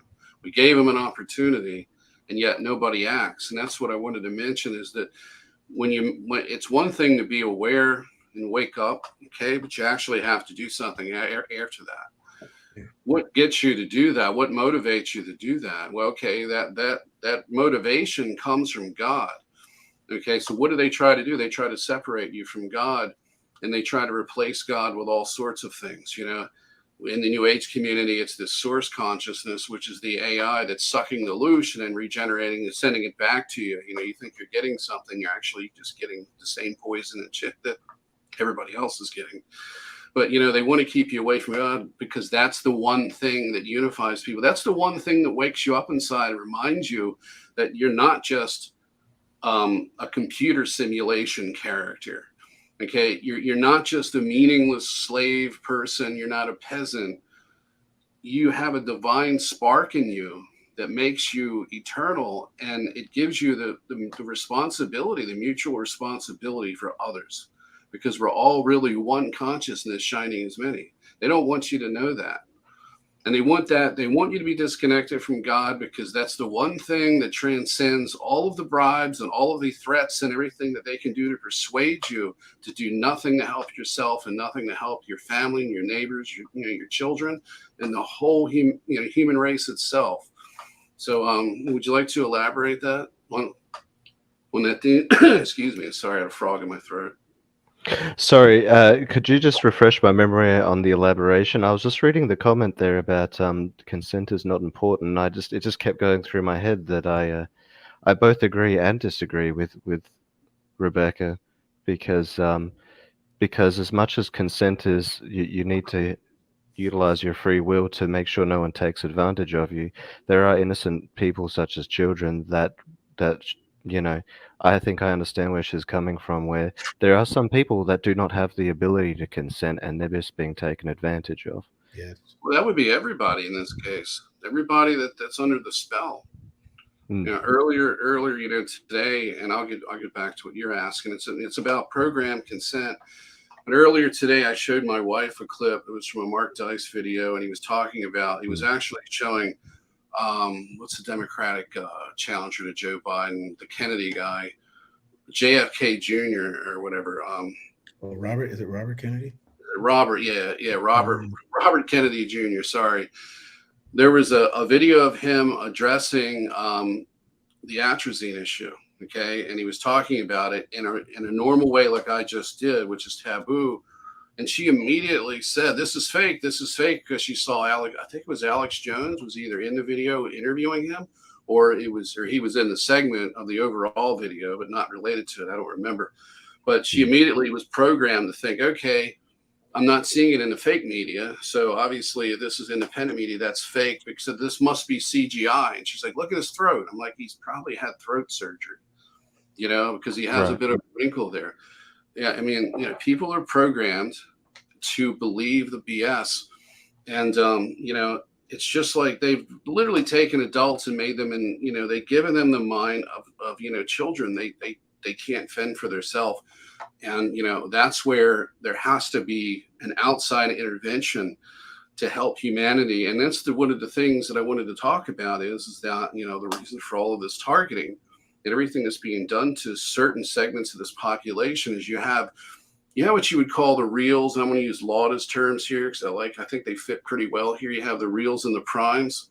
The reals would be the regular people that aren't backdrops or fake people, and these are NPCs too. These are real people that aren't doing something right now. And some of them who are. Okay, I'm just going to put them all. These are real folks that live on this planet that are being taken advantage of by this ET presence. And then you have the influx of us coming in here, living amongst them and doing something to try to stop this. So this is the reason for the targeting. And it's the reason for all of it, essentially. So what you have here is you have an infiltration into their program of extermination of highly advanced, you could call them angelic souls if you like, but that kind of gets into theology a bit. Maybe it might confuse people, but it's absolutely true. And they're coming here to enforce God's will, to give these people the ability to make their own decisions, to wake them back up. And you have to do it. It's like the nanites infecting your body. We're literally the nanites of God coming in here to infect the Draco menace and get rid of it. That's why they're hunting us. That's why they're systematically killing people. That's why they did it to Gerald Clark. Our own military, our own government, at some level, compartmentalized fashion, is conspiring to wipe out the human race. And these people that are involved in it are not even really human anymore. They've been taken over. The guy that I talked to was so brainwashed that when I said to him, I said, hey, you know who you work for and what their agenda is, because I've already talked about it with the last person you had me talk to, which was the female, Draco negotiator, not the negotiator, but the one who was a program director that wanted me to put me into the influencer situation under the IBIS program, where I would become one of these new age influencers, offering me that so that I would stop what I was doing, so that they could keep using me in the program if I was dumb enough to fall for it. And what he said to me is, I said, they want to replace human beings with a reptilian hybrid meaning that it's capable of existing in this atmosphere. So they have to take some, genetics that we have and combine it. And he said, well, that's not a bad thing. That's not a bad thing. And this is a guy who's probably in his 30s, maybe his 20s. And by the way, I found roughly where this guy lives at, which is something I was going to talk about. But that's how brainwashed he is. And he lives in a city just outside the base, because he showed me his house. And I'm like, what are you showing me a house for? That's the house I own. I just bought it. It's new. And this is what you get for serving the system. And you got what you got for fighting against it. Of course, he also had my file, and he had access to everything about me, because they've been watching me. They put me here. They engineered my personality. They put me in this situation, and they put me in an engineered experience to make every day of my life benefit them instead of me, and make me sick and to make me miserable so that they can control me. But this monster literally lives, and I hope he's watching this, or somebody connected to him is, because they were watching everything before. This monster is living amongst everybody else. He's got the nanites in him, but that's nothing. He's got AI and admitted to it. He's controlled. He's controlled to the point and interconnected into this network to where when he wanted to hit me with directed energy, he did it at will and made a joke about it. And I started feeling sick, and I'm like, is that you? And he says, yeah, that's directed energy. How do you like it? You see, so that's the garbage that they've got living amongst us. Now, you people talk about a predator, like a pedophile living in a neighborhood. How about a monster super soldier living in a neighborhood amongst a bunch of innocent people near a military base that nobody knows about? What about that? These people live amongst us. They're immune to being attacked by the general population because they can sense it. They have a network of protection. It protects the elites, and they're absolutely disgusting. So I wanted to talk about just real quick before we get on to the next one, is that not only did I find out roughly where he lives at, I knew that his house, and we were going to show these images. We had some issues of trying to figure out how to do it. Probably need to get an upgrade or pay more money. It's usually what the whole situation is. You know, once you start paying for it, you unlock your features. But anyway, yeah, I found out roughly where he lives at. He's on the western side of the city, just outside the White Sands Missile Test Range. There's a mountain range right there behind it. If you look at the map, you'll have the White Sands Missile Test Range, and then you have a mountain ridge, or like a ridge of mountains behind it. That's where the base is, directly behind it. There's like a clump of mountains there. And then you go through the pass, and then you go to this pretty good sized city. I mean, it's pretty big, and there's a lot there. And I went into the central part of it. I found older houses that didn't look anything like what he showed me. But when I got to the edge of town that was on the very edge, like the last series of roads that are on a perimeter of the town, the point where there's little access roads with a guardrail, so that if they want to add to the when they want to add to the community, they can just, connect that road right up and just start constructing new houses and new streets. He's right up against the mountain range. So I know roughly where he lives at. And I even seen the houses. There's 4 or 5, 6 models in that area that are new development. And I saw a yellow, kind of like a yellow cream house, and I was seeing a lot of sand color, and I'm like, this doesn't look right. Why is it a yellow house? It's the Southwest. Well, sure enough, there's a particular yellow cream color that's prominent in that area where they built all these homes at. So I've got it down within probably 10 or 20 streets that are like a perimeter for this city. It's right against the mountain range.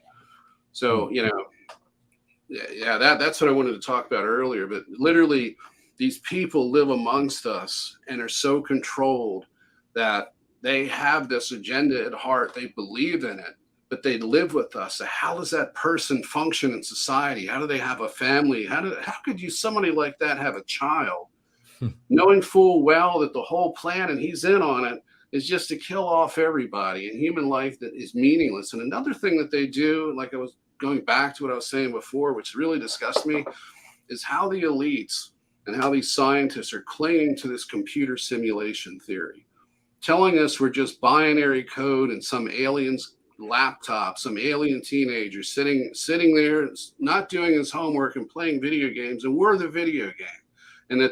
And how do you explain their existence? Well, it's a nested computer simulation. So that guy who's got the laptop is in somebody else's computer video game, and it's just nested into infinity. It's a way of programming us to think of ourselves as nothing but binary code and computer game, characters, so that human life is absolutely meaningless. And people are buying into this. Neil deGrasse Tyson, the biggest liar in science, is out there pushing that like a religion. Well, he still says there's no ETs, and I haven't seen any evidence, but now I'm allowed to talk about it. So maybe there's something to do with this TikTok video that they're shoving down our throat. Well, he's so full of it, he needs a tic-tac, not a TikTok. Anyway, would you like to say something, Dean? Sure.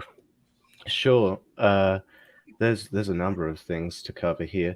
For example, I do want to back up Nathan's story about, just to make one thing clear. Yeah, Nathan is definitely psychic, and he does see a lot of things, and he does talk to other beings, because there are beings around that you can talk to, and some of them have physical bodies and they astrally project and attack people. I've seen them. I can describe them to people before. I've done many experiments where, for example, there's even a woman that's on a TV show called The Dead Files, and my girlfriend loved watching it.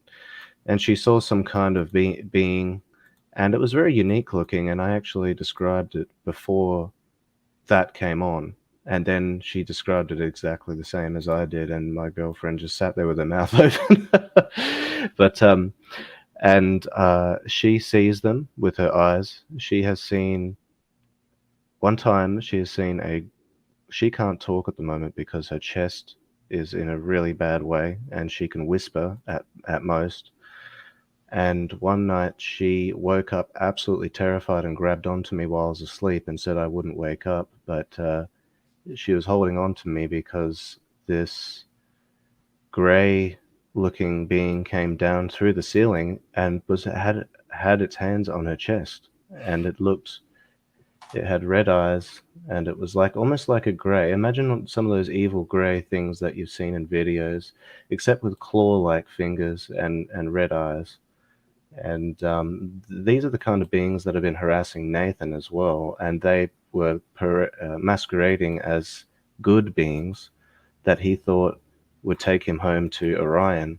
And Nathan started to realize that there is a home out there, but it's not the home that he was thinking. And then that's because there are these things called screen memories, as many people like yourself, Shawn, probably covers with other individuals. And Nathan actually did the type of regression that I do with me, but he also did some kind of hypnotic regression with another individual named James Rink, who I don't personally know or have spoken to myself, but I found that very fascinating that Nathan was able to see clearly after that hypnotic regression, because it was what I was doing was working, but it wasn't. It works. My methods that I was taught is good at recovering memories. However, this hypnotic regression seemed to lift false memories, programmed memories. So I found that really interesting. And yeah, so there's also been a number of different beings that have come and visited me, like some big reptiles, lots of different ones. There's some human-sized looking ones, and they have these little gremlin friends. They look like little gremlins almost. And then there's the big alpha ones that can do some really weird things, and you feel them when when they're standing next to you, even if you can't see them. If you've got the ability to feel energy, you can feel them standing over you, and they impose this fear on you, this fear that I think it's very important for people to know that that fear is something they're imposing on you. It's not something that you have to keep within yourself. And they want you to feel that way so that you don't have any power. You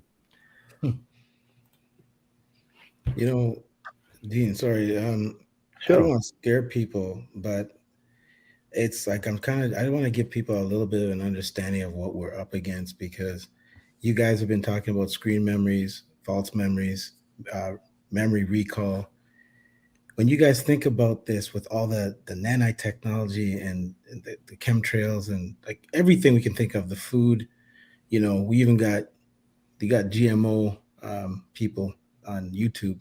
There's this like they're altered, and it's like what we're talking about tonight here, the Great Awakening. It's like that in itself. It's a question. I mean, these are things I ask myself. It's a question you can ask yourself. This could be part of the programming of a screen memory as well, because we got to think in terms of what we're in. We're in. When I say in, we're in, because I believe we're in something that is um, encompassed. We're not. Otherwise, the sky wouldn't be blue and the sun wouldn't be yellow. You look at these things; they don't make sense. If the sky is yellow, why? I mean, if the sun is yellow, how could the sky be blue? So that just tells you that we're looking at the largest black mirror on the planet. It's dictated by something that the technology that we're encompassed in is so advanced, in the sense of advanced that um, the advanced in the sense of what people think is technology today, not advanced in the sense of what we really are. Spirit is the most advanced technology. We're the most advanced technology, but what we're in, because colors dictate our moods and whatnot. So when you look up at the sky, you think, okay, it's blue, but yet the sun is yellow. So if the sun was actually to reflect light and this plane we live in, then the sky should reflect the same color, but it doesn't. It reflects blue. So that tells us that what we're looking at in the sky is not really what we know as an organic sky. So the reason why I'm posing this question is not to make people scared. It's just for people to just keep on. This is what's going to keep us on a way ahead of them and ahead of the game, is that we got to keep thinking that every single thing that we keep seeing is not what we may keep seeing. And we have to keep questioning every single thing. And that's why these podcasts are great, because we're doing that. We're doing the questioning. We're getting, your experience, Dean, the hell that you've been through, and your partner, Nate, the hell that he's been through, and what he's still going through with his himself and his family. I haven't gone through what you guys have gone through. I don't know what the reason for that is. Maybe it's because I haven't uncovered these memories yet. Because I feel as if possibly uncovering these memories could possibly bring more. Um, it could bring more to you, because it's an opening, right? When you open up a wound, obviously there's a greater case for it to be infected. So when you open those memories, it's almost like they pick up on that, because it's frequencies. So as those memories open, it's one thing to be aware and be like, oh, I don't remember this. But then when you open those memories, it's almost like, hang on, this guy's starting to get this now. It's almost like, it's like they're tracking it. They got, let me go after this guy. So I just wanted to say that. I didn't want to like make this a scary thing where it's like, feel like we're up against. I personally feel that we're winning this, um, because deep down inside, there's something that can't be moved in me that I know is way beyond anything that they're trying to do to us. Even if I can't remember it, the fact that it sits well within me, especially when I talk to guys like you and my other really good friends, that we are all like this, makes me know that we are on the right path. I just wanted to sidetrack on that and just say that. Well, at the root of that is your connection with God. That's what Yes. I found. And Mm. I went through this process where I had three angelic extraterrestrials. There was Deceivi, who's my wife and sister from this other I'd say other lifetime, other existence. Um, and then I had her, and then I had Ashtari, because I'm in a polyamorous relationship with these ETs or these others, and that would be a husband, and I have a predominantly female higher self, and then I had Orban, who was assigned to me. Basically, what it was is I was a POW, essentially, in every sense of the word, and that for whatever reason I had contact with them, but it was under controlled conditions to where they had to kind of like pull, or they had to push a storyline to me to get me to give up and to be willing to die and leave the system. The system being the AI transdimensional consciousness or planetary consciousness simulation. That's what I call what you were referring to, is this simulation. And by going voluntary, it eliminates me as a threat in the program because they couldn't control me. So that was the whole point of it. And while they were talking to me, they were giving me information, and of course that led to them being removed one by one. It was like they were picking them off. It's like, so I got a chance to ask a lot of questions and things that I couldn't. And when they were attempting to tell me things that the AI didn't want me to know, it would actually cut it off, just like I'm talking to you and the NSA cuts the live feed. It was just like that. And they would complain about the AI was getting involved, and actually it was literally AI censorship of a telepathic transmission. So completely organic telepathy, but it was gone. It basically, AI was in the middle of it, making sure that there was only certain information that I could get. I'm going off track here, but basically, yeah. So I was able to ask a lot of questions and so forth. And of course, I had to go through that, and because they were forced to lie to me as well, and they would throw me hints. So it was just they helped me wake up. Otherwise, I wouldn't be here in this situation right now, because it was a combination of a lot of people. But anyway, I'm kind of getting sidetracked here. But you were referring to basically this false reality. And you're right about that. We have to question everything. We have to look at every possible thing that we see that we may trust. Like oxygen has a lot to do with the sky and how the light goes through it. We can look at it that, and we can say, okay, that's the explanation for it. But we also have to question the validity of those claims as well, because if they're going to lie about the presence of bacteria on Mars during the Viking mission, and literally just take all the data that they got and throw it away and ignore it, and then do that for years and years, and then all of a sudden now we're in a political reality now, and there's this all politicized where we now need to talk about the presence of that bacteria on Mars. We now need to talk about these ETs and UFOs and so forth. So, I mean, that's a distraction. I guess I'm kind of getting scatterbrained here, but what I'm saying is that we are in a transdimensional AI planetary consciousness simulation that limits our ability to perceive who we are and look back and see our history. And the whole point of it is to use this as a soul farm so that they can stage engineer lifetimes.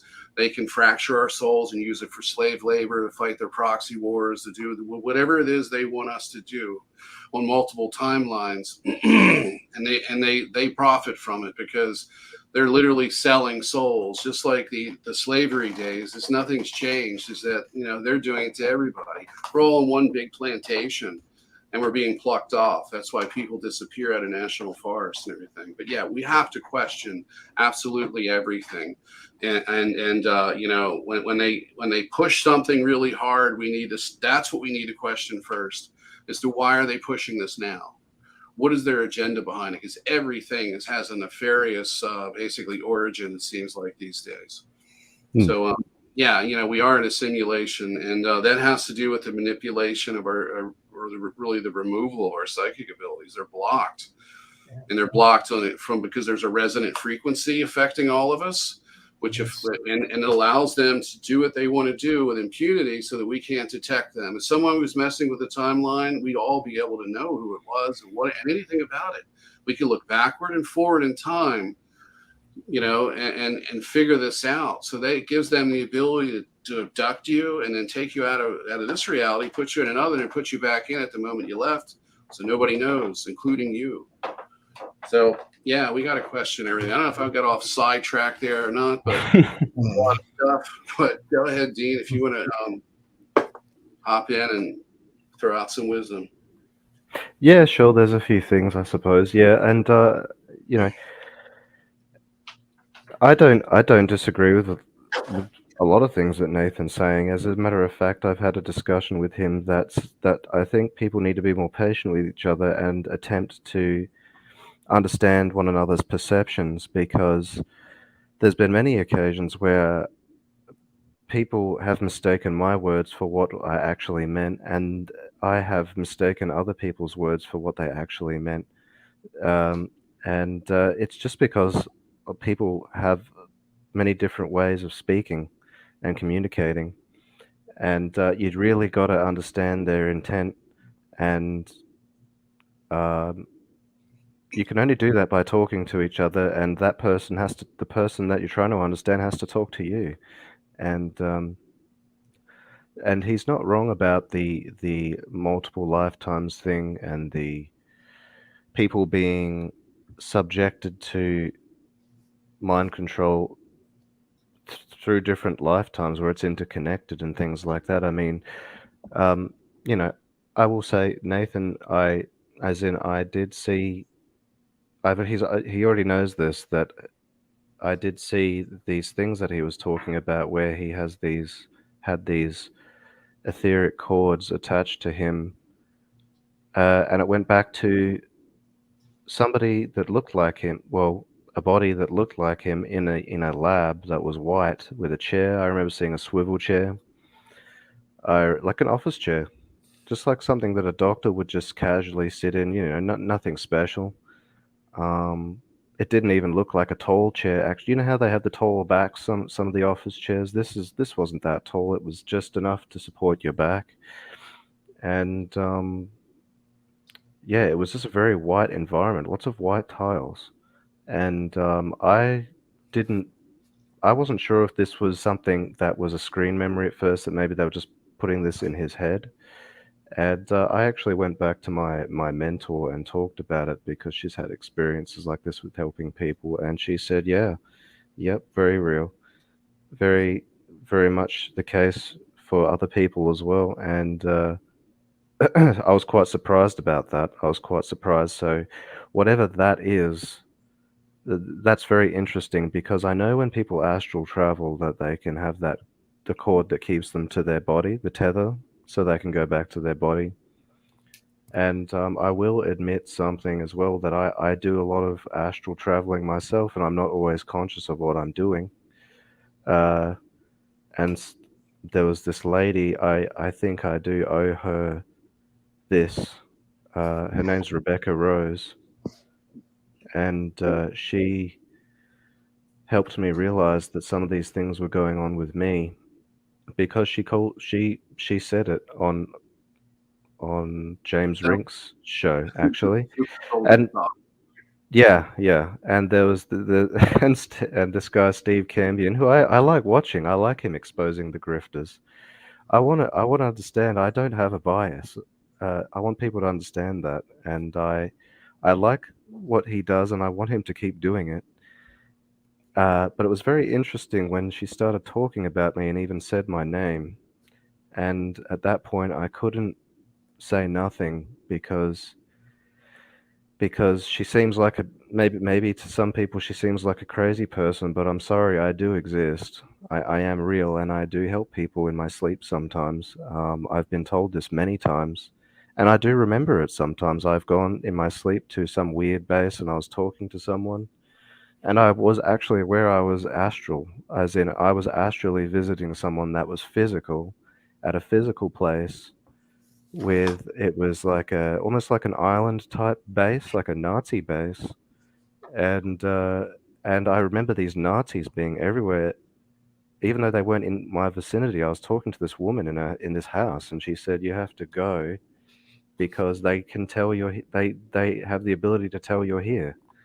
And there was this crater, almost like a hole with water going into it, a massive hole that was just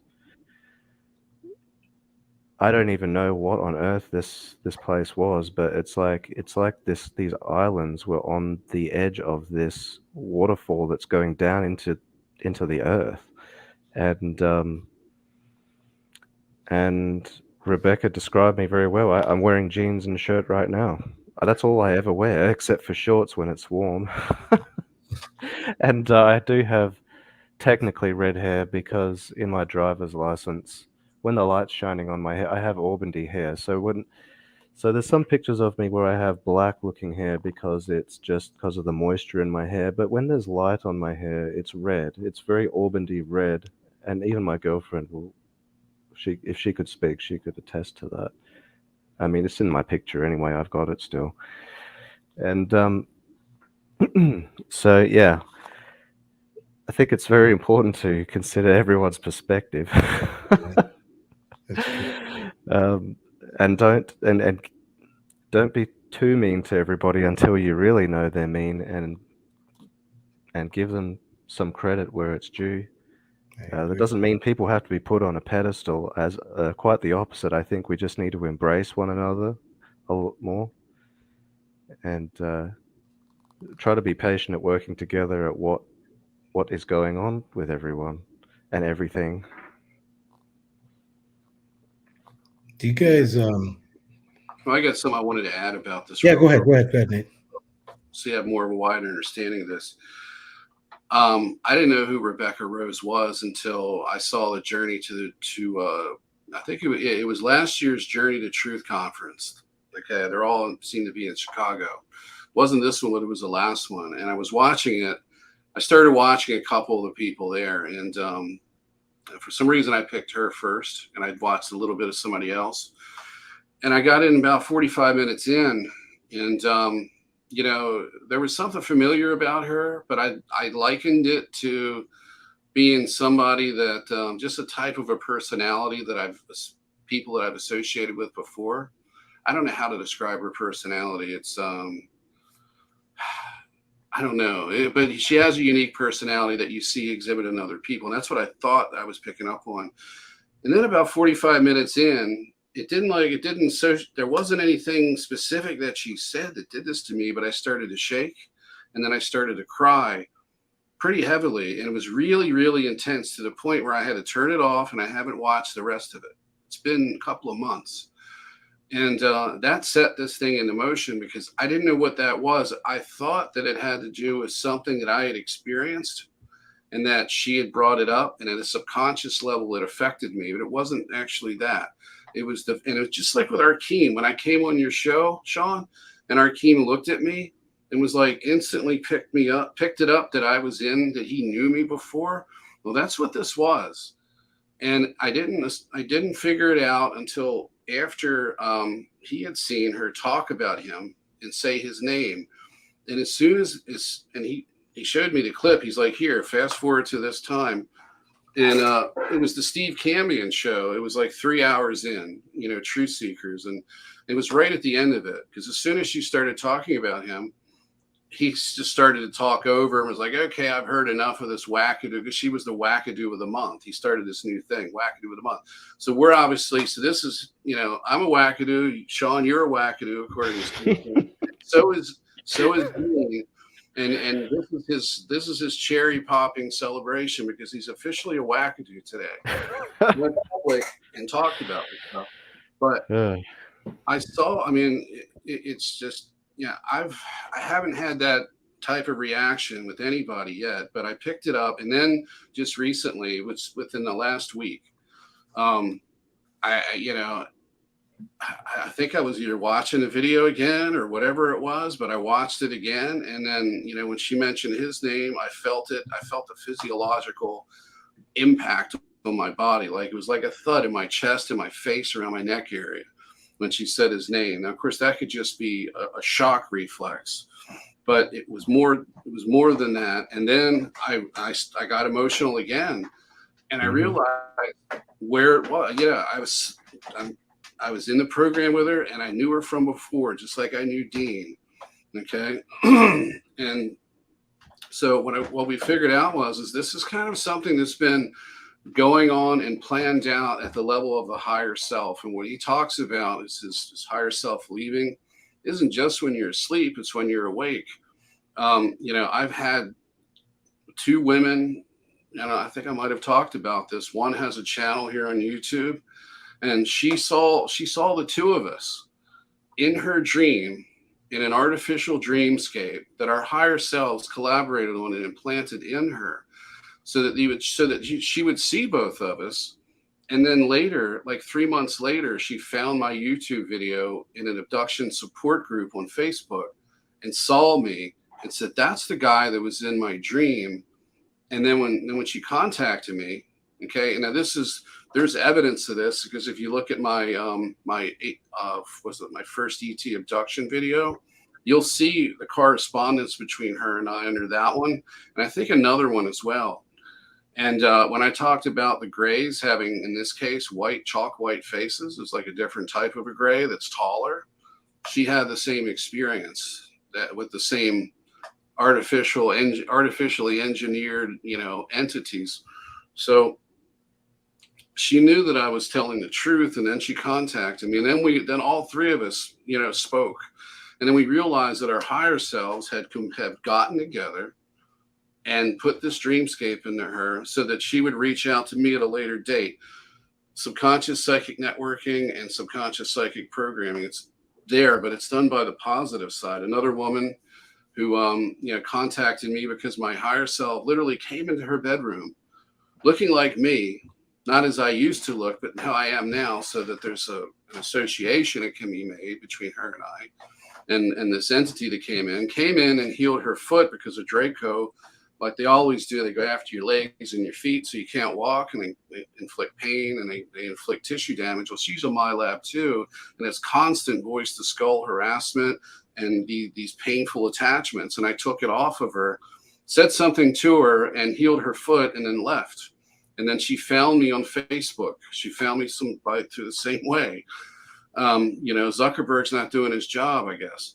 So And this is happening. I talked to Eve Lorgan, who's a researcher, my lab victim herself, and she's worked with many different people that have mentioned this phenomenon of the split soul, the split consciousness, where the higher self acts independently and can do things.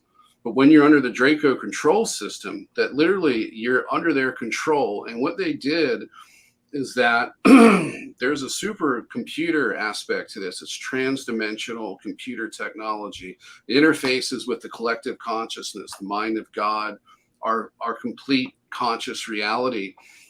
And what it does is that when you have the higher self, like, okay, you have me, you have my clones in the program that they're using to manipulate me, but where's the higher self at? The higher self is basically in change under an altered state of consciousness. And what they've done is they put the supercomputer between you and your higher self. If you're looking at that silver cord as like wiring in a house, okay, well, I'm the end of that cord is me, but in between me, there should just be my higher self and me. Because if you're split when you're here, that's what you should have. But instead, there's these altars that are all connected by silver cords. But there's a computer standing in a way of my higher self, and actually becoming my higher self. So therefore, if I try to use my intuition under their control, I get their programmed into intuitive responses in me. So they've got me under their control. And this is one of the ways that they get people who are in the program to continue to work for them, even though they think they're not. They use it to control you. So they use the influence of the altars, but there's a computer there as well that's stepping in the way. And I don't know I don't fully understand this, so I can just grasp it a little bit, but I think it goes back to your other question, Shawn, that you had. And so that's what they were doing. They're essentially overriding the higher self, breaking the connection. When I separated myself from the cords, prior to that, a couple of months prior to that, about 3 months before that, 3 or 4 months before that, my higher self started to come through and started to break in. Okay. And they couldn't control it. So they tried to co-opt my higher self. They tried to create the scenario where I was going to go home and get out of their hair because they couldn't control me. So, because they didn't want me to break loose and be where I'm at right now in this situation where they've got to treat me like Dean, where I'm constantly under attack. It's like it's a rogue asset, and in his case, it's an uncaptured potential asset, but an enemy nonetheless. I had that entity, probably a reptilian, talk to me yesterday, and I was like, well, because he was trying to be my higher self. I was in, I can connect to that part of myself and ask questions, and instead, I've got this person answering the questions, and I could feel the energy, and I called him out. I'm like, why are you doing this to me? He says, because I'm your enemy. And they are. At least they're honest about it. Who they are. Sometimes. It's a totally different ball game. Yeah, well, then sometimes, right. But when you've called them out and you know it, they're going to be upfront with it, but not necessarily completely truthful.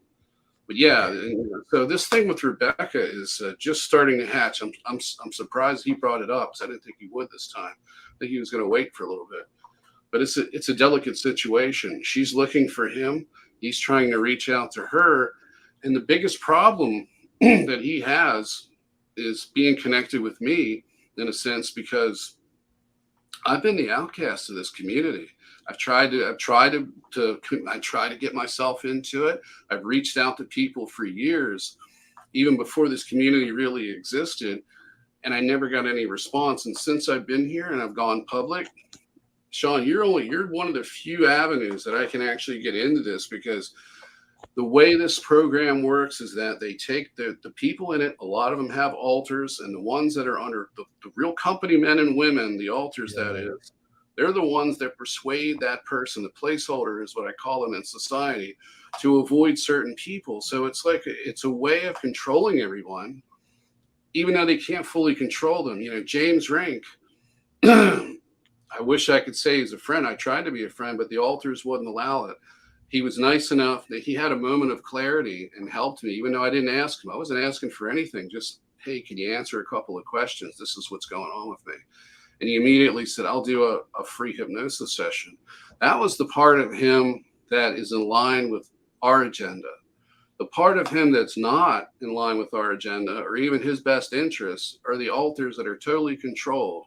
And there's enough of them to override the other side, but it's a constant struggle. It goes on with everyone who's been in these programs. When I was little, okay, I was struggling with this. I had fits of anger. There was violence. There's a lot of things that were coming out of me that had no origin in my childhood. Okay. And I know what it's like to have to literally, it's almost like being bipolar. You never know what day, you never know what Nathan is going to be the following. I don't know what Nathan I'm going to wake up to, put it that way. That's the way it used to be. And I can tell you one thing, after I burnt these cords off, and then I continuously worked to remove the programming, because that was the biggest issue of it, is all of the psychological programming, the lies, the fake belief system that they put in me for 15 years of open direct contact had to be peeled back. And that's where that hypnosis session came into, because it showed me one thing. And that was all due to my higher self, because my higher self talked to me before I went in under the hypnosis session, and wouldn't give me any information, but just said, I got it covered. And and I said, I don't think I can go under. I can go into a trance, and it was just, don't worry about it. And when I got in there, of course, James Rink had me step out of the soul transference lab that I can now see from my past life memory that they put in me. I was in the military base that I dreamt about for 20 years, and it wasn't really, it was a real place. It was White Sands. It wasn't a dream, just a dream. That woke me up, because that stripped the paradigm, that tore down the paradigm and allowed, and that's another thing that needs to be stressed here. The belief system they put into you is a big stumbling block to getting to the memories. And if they can give you a false belief system about yourself, you'll fight against any sliver of truth that comes out of you or through someone else about you. And I had the wherewithal, I had the awareness in me that I had to go along with whatever he was saying, because I knew that this was the way out. I followed my other friend, who's going to be joining us soon, just for maybe an interview or two. She had all these downloads about me and was like instrumental in connecting me back with God. And that was her mission. She was literally told to do that. And, ultimately when I made that connection, it was like grounding myself again, because that's when I got to the point where they could not bullshit me anymore. And none of this stuff mattered, because, and when people say to me, like, what is all this God crap coming out of you? You sound like some fundamentalist. It's like, no, I don't associate myself or with any of that. I said, it's a psychic connection with God. And it's different. It's the grounding. It's like being plugged back into the network again, to where you're supposed to be. It was the place, it was the part of home that I was looking for that I couldn't find. And, and every time I would describe this ET existence to my friend, she goes, that's not where I want to be at, because it left out that huge element, because it was just negative. It was the programming. I mean, I don't want to live in a society where everything is controlled by AI, and that you have no control, you have no personal sovereignty of yourself. And that's this reality that some of these ETs live in. It's devoid of the creator itself. It's evil. That's very, very well said, Nathan. Yeah.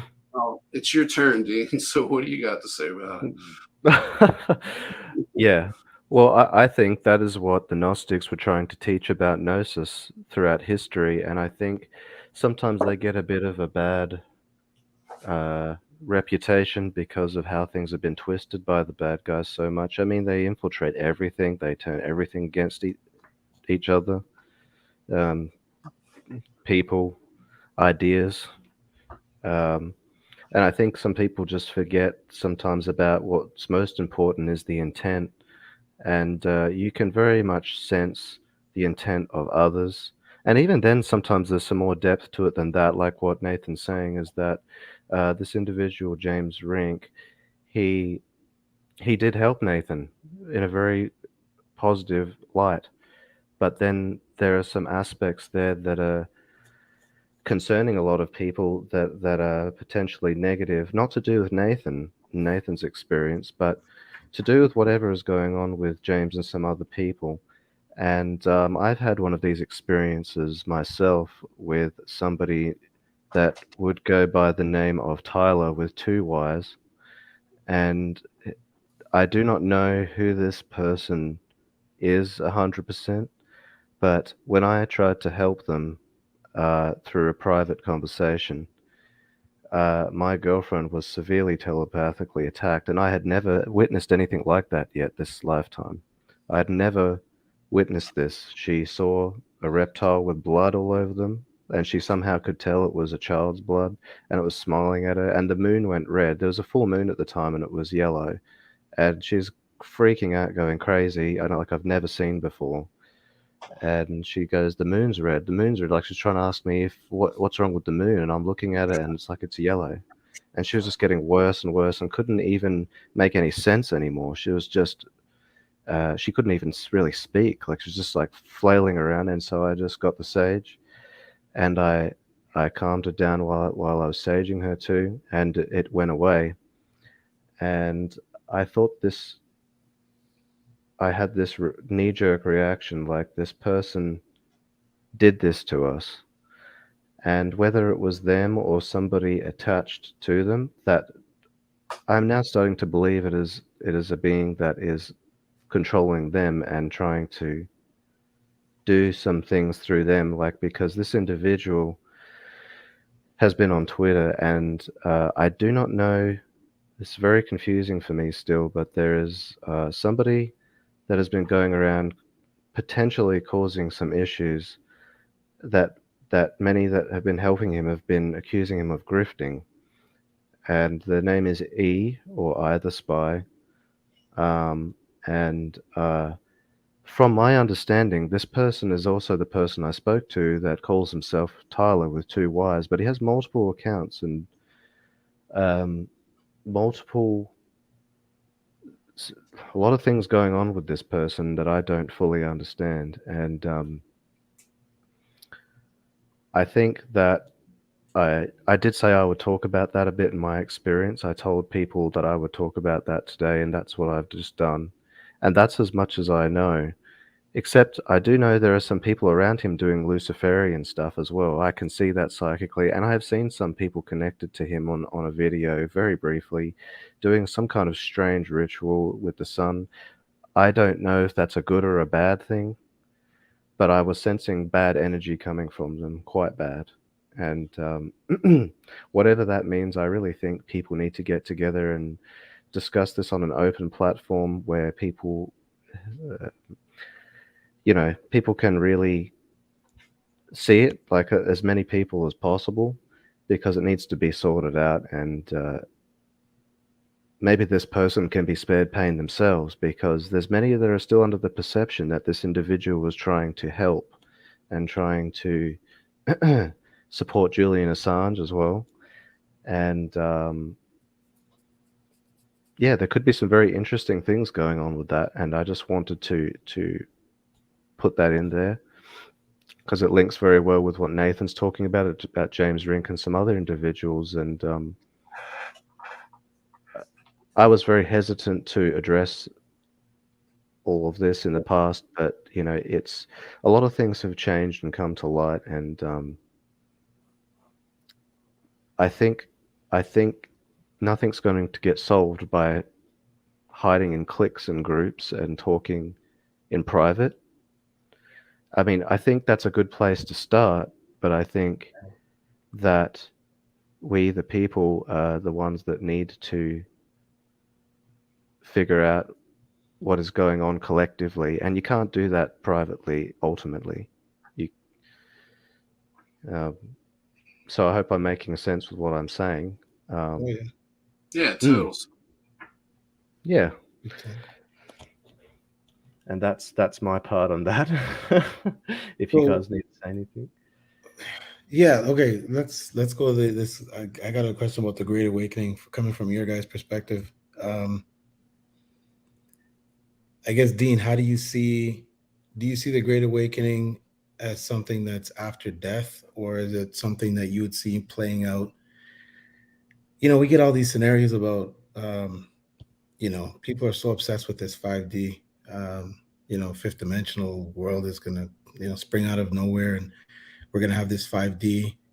I'm not against that. I'm just curious as to what you think. Like, is it a thing after death? This great awakening. That's something that we figure out here, and then once we die, it's like we have awakened to break through the barrier that we know has been keeping us here for a very long time with all the deception. And they've ramped it up. I think with this especially these past few generations, they've ramped up the technology to try and keep us here, because I believe a lot of us have come in with the mission to awaken souls and awaken spirits to what's been going on. I believe that a lot of things that aren't being talked about, which is the children, is one of the main things, is because they've been snatched at such a young age, and they are so aware that they torture them so badly that they're trapped here. So we've made these, brave souls like you, Nathan, myself, other people I know have come in here to help save these souls and spirits that are trapped here without that awareness. You know what I'm saying? So it's like we've Mm. almost come into a suicide mission in a sense, because we know full well coming in here, we're going to have our cognition wiped. We're going to have our mind, our memories wiped. So we're kind of coming into a place with the possibility of not even knowing ourselves, which we're seeing now. So we're trying to find, we're trying to pick up our stargates. Each one of us is like the real stargates the fake star system that we see in the sky, but we're the real star systems here, and we're trying to connect. How they say you got the Big Dipper and everything, and it's connected. I think that's us. I think that's us that have come in here. Like, when you think about it, it's when you connect that. That's why people are like, oh, this. You look up at the stars, and you've got your horoscopes and everything. I think the horoscopes are really us. It's them using our connection to us finding each other, and that's really the way out. Because when people think about space, they think of the place being somewhere outside of Mm. this place. So, do you guys see like the Great Awakening as something after death, or is it something that you guys see happening now, where we're gonna actually? I don't mean kumbaya. We're gonna have like a big fire, but like it's gonna be something that is a dissemination of all this shit, where it's gonna be a rebuilding of this place, or is it gonna be after death? I think honestly, and I'll let Nathan talk after I get this out. I think that all of that is relevant, as in, I and I think the real trap is a lack of consciousness and awareness, and on both sides, whether you're passed on, if you are now in the physical. And I will say the reason I say this is because, well, I've spoken with Krista's husband, Gerald, on the other side, and he was made aware of something that he wasn't aware of, why he's on the other side, and he's very excited. I have to be honest, if I'm understanding him correctly, and he sees that even people that have passed on, things are not lost for them just because they didn't make it this time. As in, a lack of consciousness and awareness is what's caused such a mess in the first place. And who's to say that you can't come back again? Who's to say that you can't be born again and remember what you lost? Right. Because that's certainly what's happened to me and many other people. And so I really do wish Gerald the best. I believe that people will see him again. And I actually truly do believe what you said as well, as in, together uh, is the way out. Yeah. Together is the way out, as in collectively, like everyone matters on the macro and the micro, where you've got people that are leaders that are doing big things on the macro level, but then they need the people too. They need, if we all want to be truly happy, uh, you know, the micro, the people that do all the smaller jobs, that doesn't mean they're insignificant. That just simply means maybe it's a smaller job. That doesn't mean less special. That doesn't mean I mean, I'm sitting on a chair right now that I got from across the road because they gave it to me. And then somebody made that chair, and I don't know who made that chair, but without all those things occurring, I wouldn't have it. And I wouldn't have a chair to sit on right now to talk to you guys. so, Yeah. so I think people get too caught up in being in thinking that being the center of attention and being renown is what makes you special, when it's just simply something that just has to be as part of a harmonic order of things. There's just some people that need to take the slings and arrows for others, and then there's others that stand behind the shield and fire back while they're being protected. um, so and this whole 5D thing, yeah, I don't have any objection to people feeling a higher spiritual experience in it from a dimensional perspective, because I will say one thing: I've definitely, and not just me, others have been feeling some strange experiences throughout the solar cycles and celestial events, where it feels like you're in a dream world. It feels like everything goes twilighty, like a twilight experience, and it comes and goes like a pulse. And and it's such a strange feeling, and it doesn't necessarily make you feel good either. You kind of feel a bit out of it, and you're going, what is going on? Like, why are all the colors so bright, but then like the dark stuff is feels dull, like the dark tones feel more dull, but then the brighter colors are all bright, and this has never happened to me before. um and- Except for the last couple of years, actually. And it happens to my partner. And she doesn't use anything like any psychedelics. She doesn't smoke. She's not on any drugs. Uh, she's completely mentally sane. She's seen a therapist, a psychiatrist, yada yada. Not to get into too much detail, she's completely clinically fine. She's just in a bad way, and she's experiencing some very incredible things, just like the rest of us.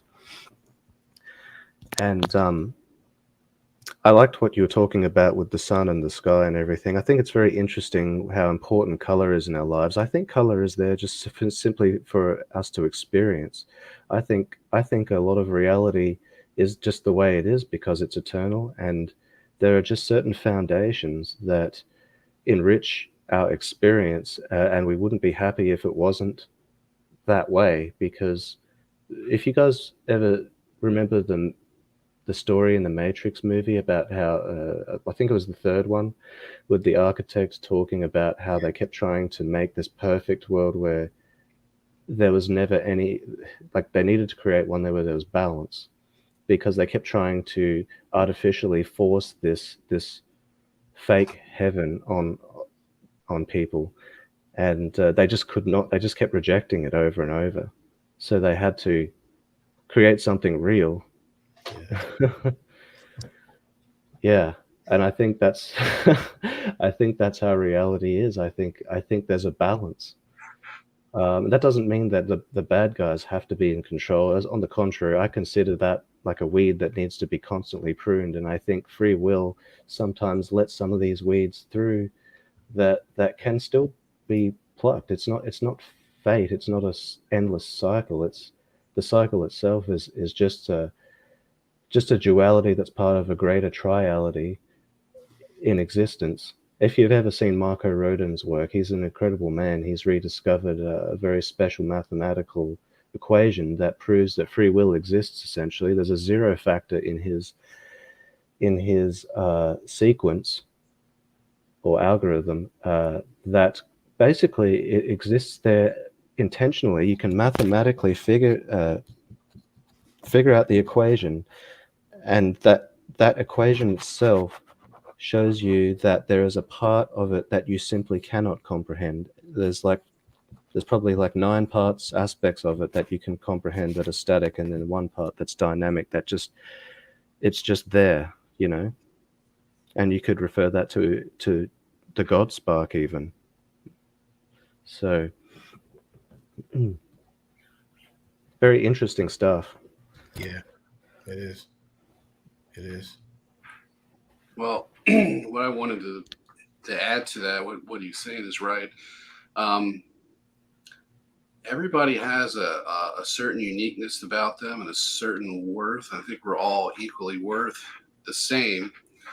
And it doesn't matter what you do in life. It doesn't matter if you're coming here to sacrifice yourself, or if you get up every day and your goal is to serve a customer or serve people food or to cook for them or to take care of somebody who's disabled, whatever it is. They're all very, I mean, they're all unique. They're all very valid and necessary things that people need to do for each other to build a society, to build harmony. So, the key when you connect with God at a psychic level, it changes you and it changes the way you see or perceive things. And it allows you to see the divinity in everything to a certain degree. So what I would say is that when I've figured out that what I'm doing here, in my opinion, is no less worthy or no more valuable than what somebody else is doing in their everyday job. We all have our place and we all have something to contribute. So, and I think everything is equal in a sense because, I mean, yeah, sure, if everything that I know about myself is accurate and not part of some deception, and it's because that's every day you have to question that.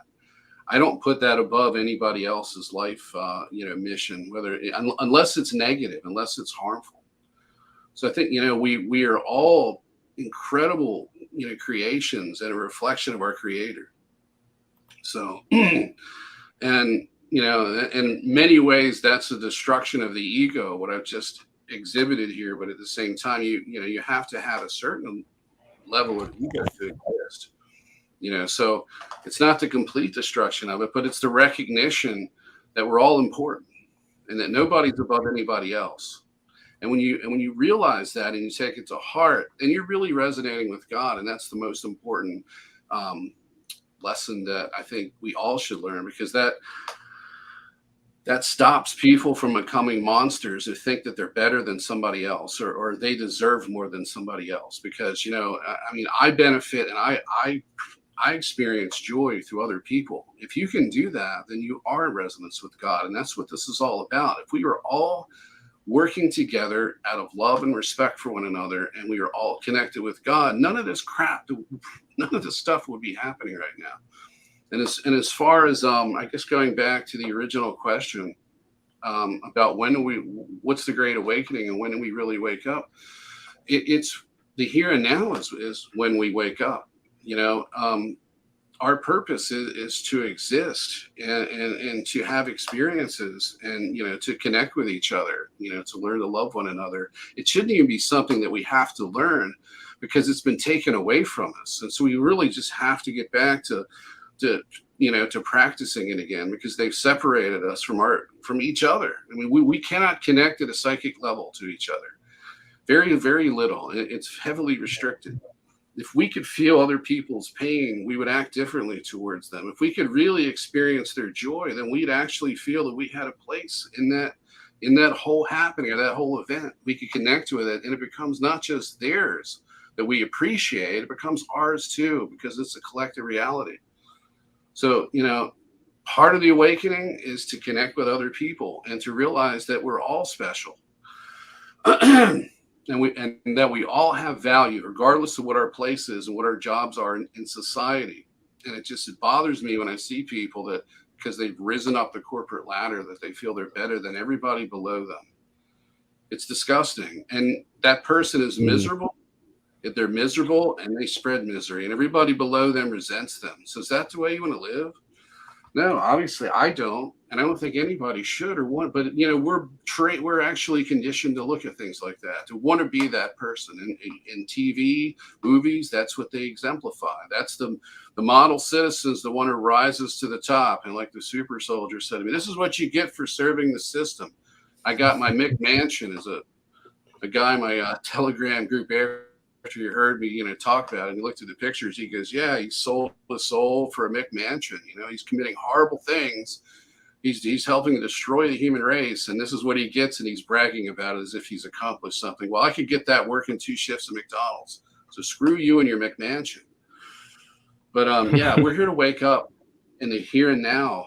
And because there, the whole idea that there's something separate when you leave your body is part of the illusion. It's part of the deception. It's part of the simulation. We're spiritual beings, both physical and non-physical, and those two should be one and the same. There should be no great connect. There shouldn't be some kind of wall between when you lose someone, to death. It should not be a separation. That's the big difference. That should be the first thing that tells you that something's wrong with this reality.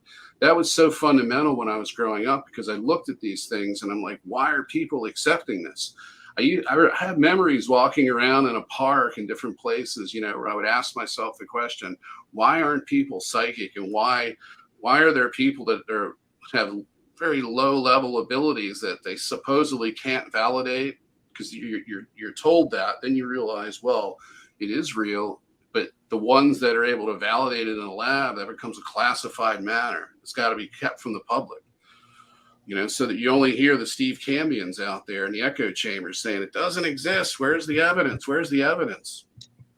Oh, you're not going to get the evidence. You're not going to get nuts and bolts evidence for something that's etheric, that's of a spiritual nature. It involves consciousness. And until you realize really that consciousness is creating the illusion of matter and all these solid things that all this physical evidence you're looking for. Well, there's a different version of it. There's actual psychic evidence. There's conscious evidence of it.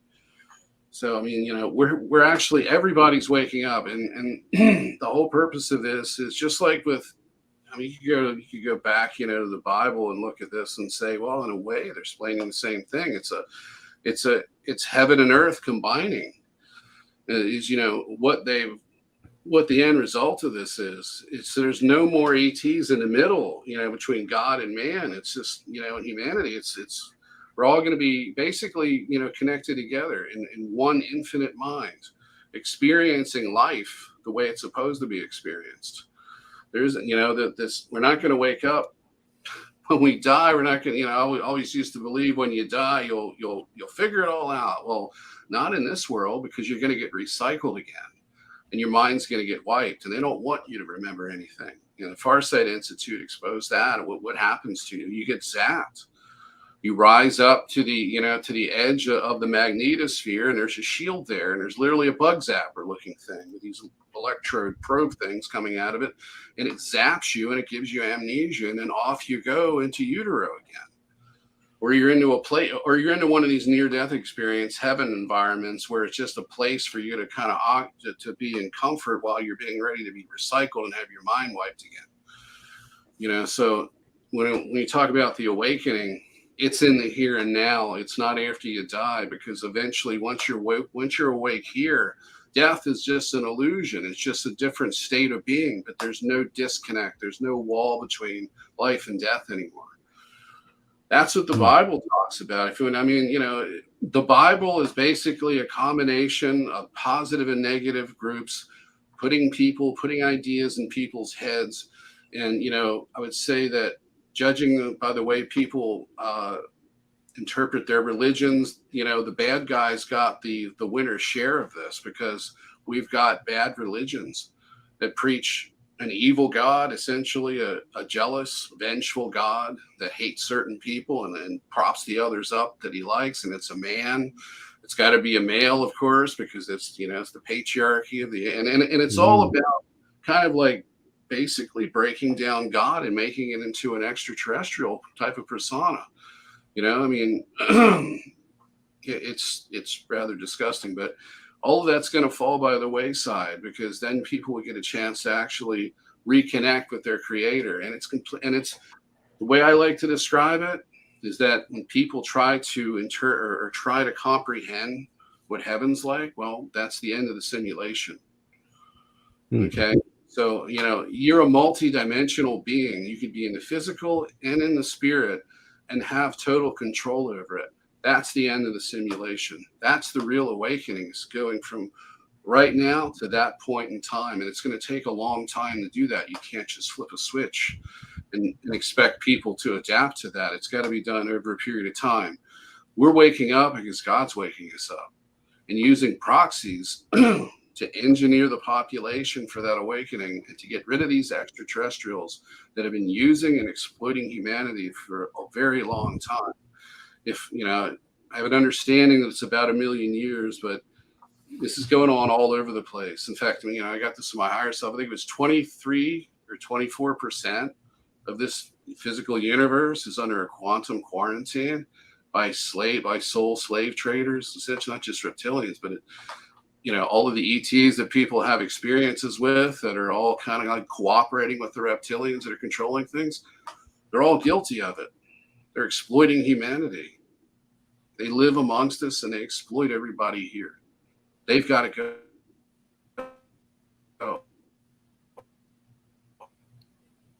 Swirl. Oops. Well, that was strange. They cut you off a bit there, Nate. They don't like when I talk about it. They zapped you for a bit.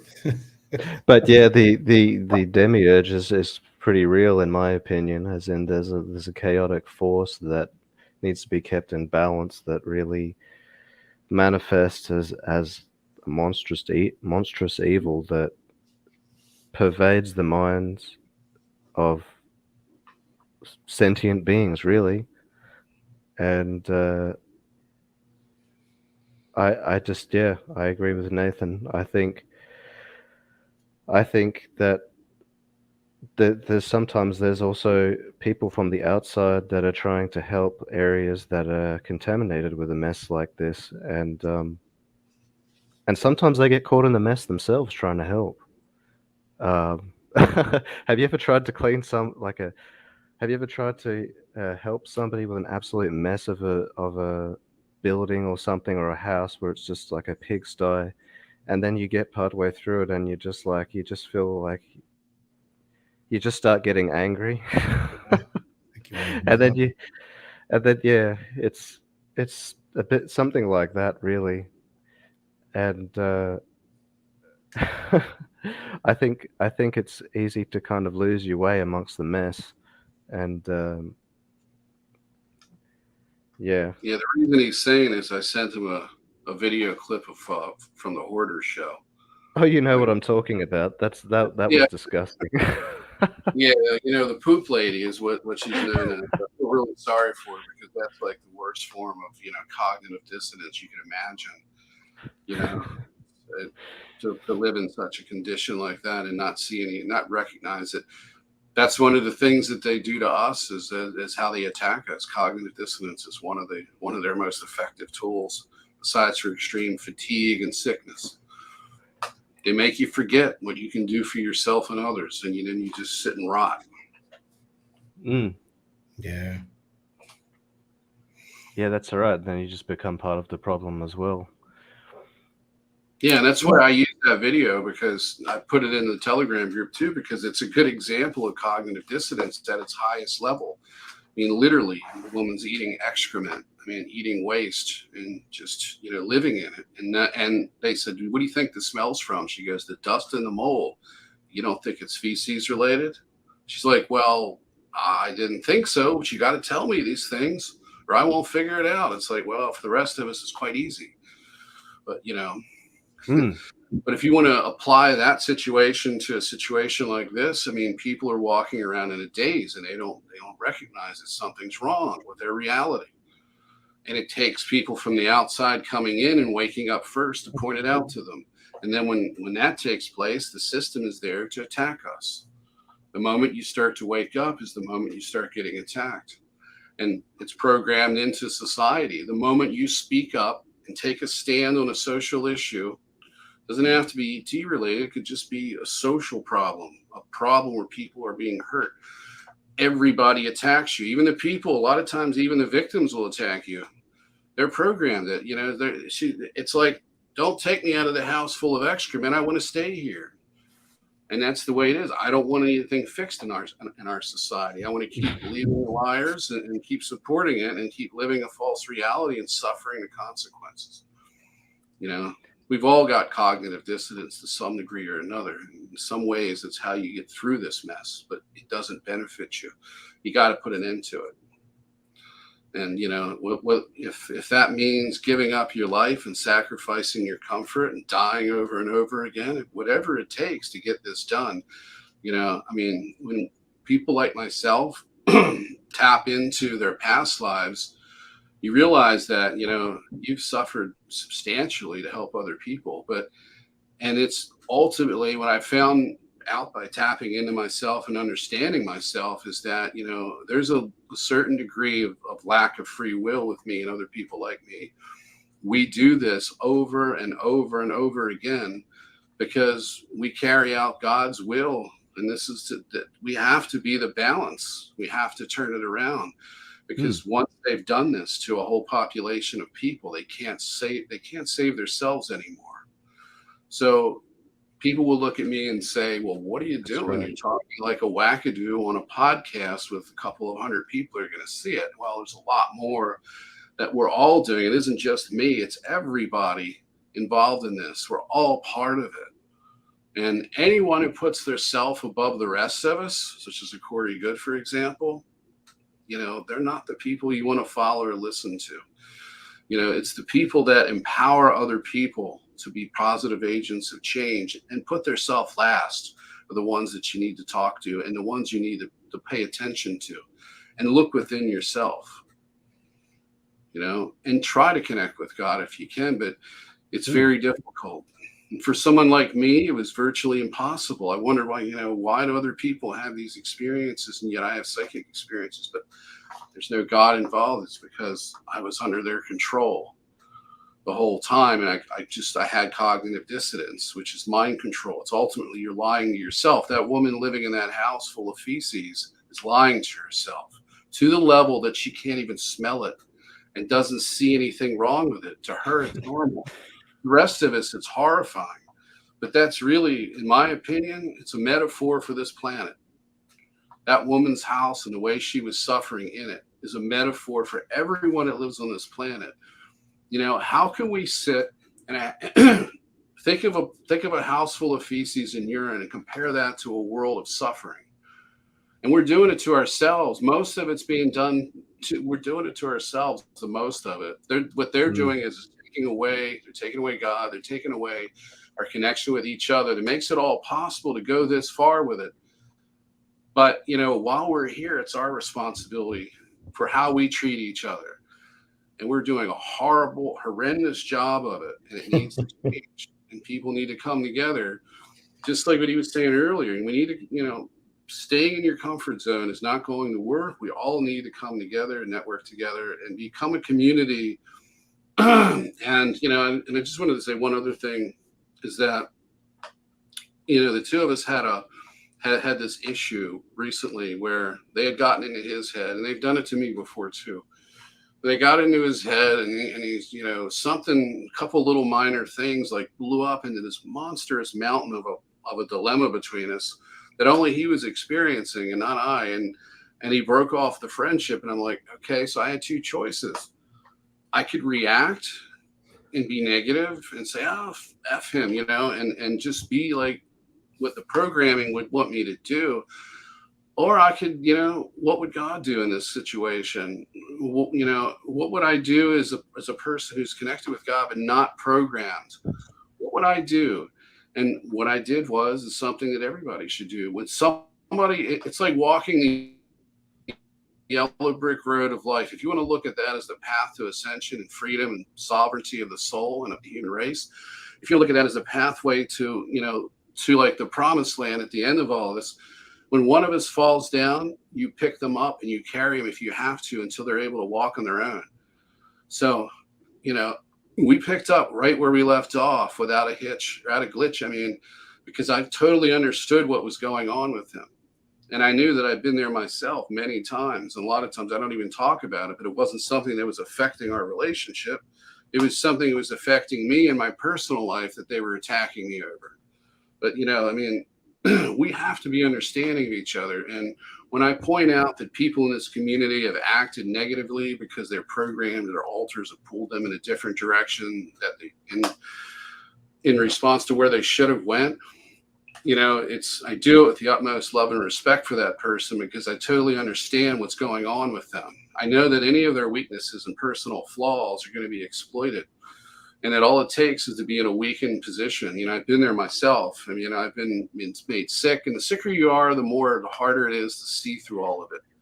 But it skews everything, and it makes you weaker to the manipulation. But you have to ground yourself in love and respect for each other, and that's the connection through God. So if you look at God as like this computer network that you have to be plugged into in order to fight this, because once you've connected to they can hurt you and they can touch you, but they can't win, and we have to come together and beat them. So it has to come out of love. And Agreed. right, exactly. And as a guy, you shouldn't be ashamed to say to another male, I love you. And I love you, Dean, because we go back a long time, and I really I love you guys too. Yeah, and you're absolutely right. There's nothing fruity about being that way to another male. As a matter of fact, I had a lot of issues with that growing up because of my own personal childhood problems, and I connected with women a lot more. Actually, I connected with women a lot more, even though I had male friends. I just never really fully embraced them, and that is a mistake. And I think men are perfectly capable of being masculine and strong while showing that they care about each other. Definitely. Definitely. which is the greatest Yeah. strength you have. And that's where the source of it. If it's based in something other than love and respect, it's vulnerable, it's weak, it really doesn't count. And it's how Mm. that's how they get to us. Absolutely. And what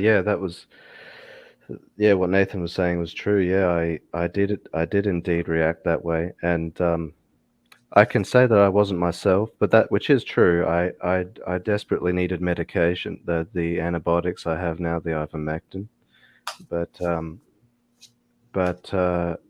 I still could have done better anyway. I still could have done better anyway, and that's what I want. I think I want people to understand in general is that you can still do something. Like you can still make a choice so long as you have the conscious ability to. Yes. Mm-mm. I'll tell you guys what keeps me here. Um, I constantly do this nightly. I always put myself in the position of looking at this place outside of us living here. And I always have that notion in my head, leave no man, woman behind. Like I can't think of myself ascending individually and looking back on this place in a full awareness type manner and leaving people in this shit. Because I'll tell you, one of the main things about that I believe in ascending is you need to understand what this world really consists of, because I believe that's why a lot of people have that cognitive dissonance, is because they don't know what's really happening. When you tell people about what's happening with the children and the Getty and what's going on there, they don't believe it. Like there's no way our politicians will be doing this to children and whatnot. And you tell people about the liquid Lucifer, the jibbity jab, and they don't believe you. You tell people about stuff that's happened to like you, Nate, you, Dean, they don't believe you. You tell Mm. people about sleep paralysis and how you see things or what you've been going through on a nightly basis. They don't believe you. They don't believe you when you tell them that children can create monsters when they ask you to put their light on at night. They don't want the darkness. They don't believe you. Like this is all this whole world. Like we have. This is what I mean about us controlling our nightmares. We really do have to control our nightmares, because part of this problem here is that we are creating, and it's not blaming anybody, but we're creating a lot of this reality that's here because we're not acknowledging the real reality of what this place is. And by not doing that, Mm-hmm. not Yeah. not acknowledging people's experiences. For example, you guys coming on here right now, and me sitting here going, "Oh, okay," okay, and interrupting you all the time, not letting you speak. It's me not acknowledging your experience. Me personally, my whole thing is I respect everyone's experience, no matter what it is. I love to hear what people's, because to me, it's to put the pieces together to this puzzle. I don't know everything, and I want to learn as much as possible. Listening to some people, you learn, you don't learn, and that's how I always approach things. I always look at things from outside of this sphere state, And I look down and I'm like, wow, would I really want to leave? If I could ascend today and die, my children are here, my wife is here, my mom, my sister, my younger brother, all the people that I love, all you guys, friends of everybody that I'm interacting with. And I'm like, I don't know if I could walk away and go into whatever it is that's, with the creator, to know that there's still people that I love and care for that are stuck in this place. And this is why I believe that the last vestige for us to do this ascension is coming together. And I believe that's why they're so high on the divide and conquer, and painting one race as the boogeyman and this one as this, and with the whole transgender agenda and all this stuff. It's just dividing everybody where no one can come together. There's so much infighting going on, and then we see what's happening, and no one's really seeing it. So it's like Nathan was saying, he's approached people and they don't want to hear his story, and it's like you feel like you're ostracized for just telling. This is just his life story. He's not making up some grandiose story to make a Hollywood film out of this. This is his story, and it's like it has merit to what we're trying to do in this world right now. We're all trying to get ahead. We're all trying to get. When I say get ahead, not monetary. Um, Hmm. that's one thing with me. It's with the whole money thing. I don't want to see it. I'm not knocking anybody. People have their platforms. Maybe they need it to. Um, I would take my own money out of my pocket and do what I have to do, and never ask anybody for anything, because that's just me. I've always grew up like that. I could have had money. I chose not to, because I knew where that would lead and what direction it would go down. So this, what we're doing right now, to me, is essential to motivating other people to listen to one another. Having a podcast like this where the three of us are sitting here listening to one another, respecting what each other's saying. And I genuinely respect what you guys are saying. Like, Dean, I love meeting you today. It's like, like you know, listening to your story and hearing your calmness with what you've gone through. And then I listen to other people on YouTube and they're ready to say, I'm going to pull up and shoot you because of a disagreement about religion. It boggles my mind, because what you've gone through compared to somebody just based upon, we need to get land and this and that. It's like it doesn't comprehend with me. It just makes no sense to see how people are ready to kill each other online over something that's so trivial. And this is what I mean about the Great Awakening, is that we got to come together. We got to come I together agree. and respect each other on a one-to-one basis, one-to-one, regardless if this guy wants to have his YouTube to promote and sell his book. I don't know how he grew up. Maybe it was hard for the guy. He didn't have money, and that's his thing. I got to give the guy the respect, and but there's something in his story that I can use that's going to help me, and they're going to help me tell somebody else, like me and Nate having a conversation about James Rink. There's things that we both did, and then Dean, we can have a conversation. Then the people in the chat, we can have a conversation. So there's always something. There's always something in someone's life experience, in my opinion, that's going to progress everybody to the next level. There's always that thing. And the things that aren't being seen right now and aren't being told is what needs to be told, in my opinion. It's the things Absolutely. that we're not discussing, and it's the things that are not seen, and it's the things that are being hidden that need to be discussed. Not the fact that, I need to make another $150,000 this year based on something. It's just, I don't want to keep adding to the machine, because this is the whole point of what and all of us, we're all talking about getting out of this. And when we keep adding to the machine, and then we blame again, then we blame the machine, we add to the machine, we blame the Right. machine. We've got the power to instantaneously change this today. And we Yeah, don't I need, agree. you know what I mean? We don't need to fight anybody. There's no need to pick up a gun. This is all based on spiritual prowess. Just I know people say about consent, but really consent is very powerful.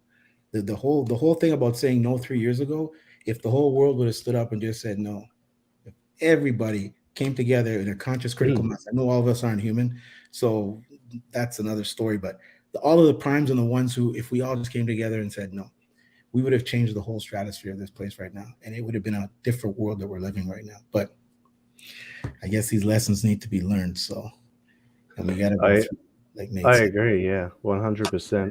I think a big part of that deprogramming is ironically, I think there's some very good people out there that have taken hold of um, what you would normally call predictive programming, that to program for bad things, and done a little bit of a 180 and mirrored that to essentially slowly deprogram everyone. So there's just so much to everything that's going on. Like, I mean, there's so much depth to it. Like even the people that like, some of us like do not have consent, for example, like this Rebecca lady was saying about consent is not important. It is important, but it also isn't important in the sense that she's talking about where as we've already been discussing, that there are people that are under a certain hold, that they do not have the conscious ability to consent properly, and therefore, as Nathan was saying, there are some people on the macro level that need to do what's right and help those that are at a disadvantage, that need to have that spell lifted from them. And that's essentially ties back to the macro and the micro. You see, the macro protect the micro, and the micro enrich the macro. There's the cleaners keep things clean for everyone. But then you got the big players who make big things happen for them. So I fully agree with what you've been saying, and thank you very much for having me on. And You're welcome, brother. Thank you for you've been coming. thank you. Yeah, you've been an excellent host, like 11 out of 10, actually. Oh, thanks, man. 11 out of 10. Yeah. Thanks, man. I just believe I just you got to know when to shut your mouth.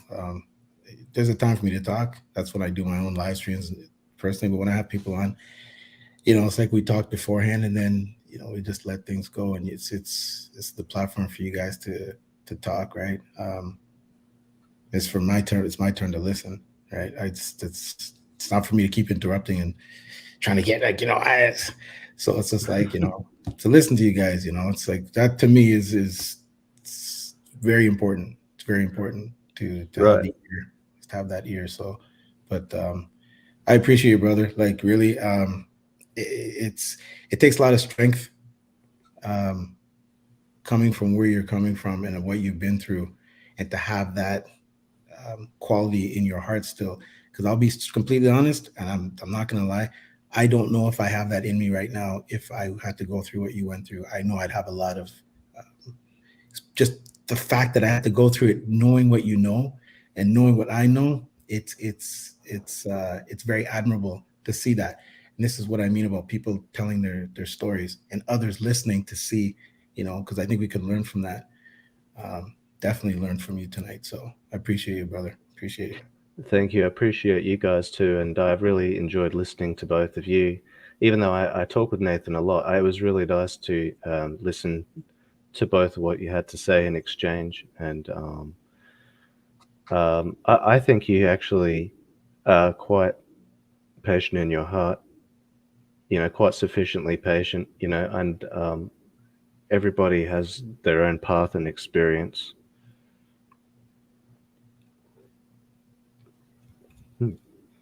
Yeah. Anyway, I just wanted to say we love you too, Shawn. Thank you, Yeah, man. yeah, No, yeah. I love you. I love you guys. It's yeah. Sorry, Nathan. Go ahead, man. Well, I just wanted to say that, there's a when you meet other people that are the same as you, and especially with people like us.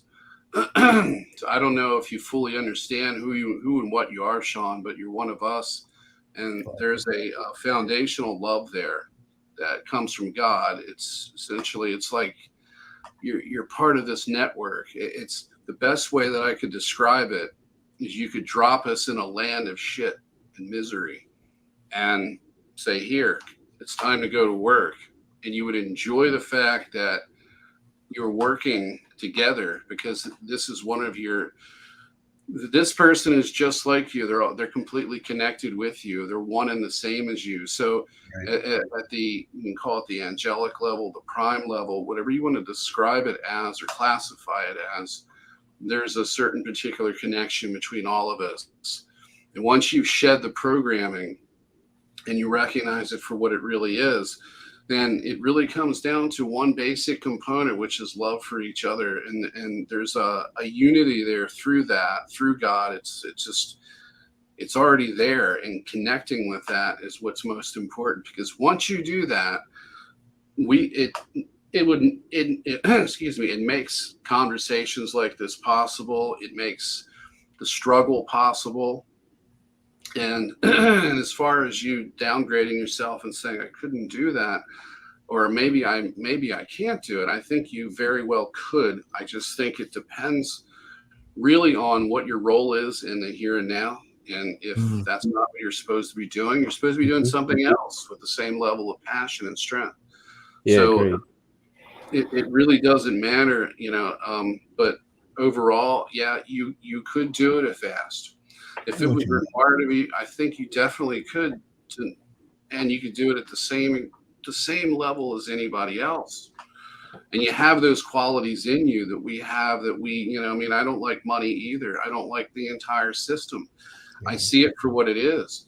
And you know, everything you've said, it's just like I could have said it myself and described myself in the same way. So absolutely, you definitely could have done it. Thankfully, you didn't have to. Yeah. That's the thing. So this isn't something that I would ever want to repeat, but I know it'll happen. But it is what it is. It has to be done. If we don't do it, nobody else will. It's our Mm. job to do it. It's like I said, there's a bit of free will lacking there. Yes. And that lack of free will is God's will instead in His place. That would be the reason why you would succeed at it. And any damage that you get in these lifetimes, I mean, the greatest healing experience is to connect with the Creator outside the simulation. That's what keeps us going. It's that, and the fact that what we do helps people. So I've said this many times before, and I've told the Dracos this, and I've said it, and I'll say it again. I'll say it right now. It's like, every bit of suffering that I've been through is worth it because of the end result. The only part that hurts is the fact that there are people that are innocent that have been around me in my life that have been negatively affected by what they've done to me that I can't fix. It's unintended casualties. There's nothing I can do about it. That hurts me to no end.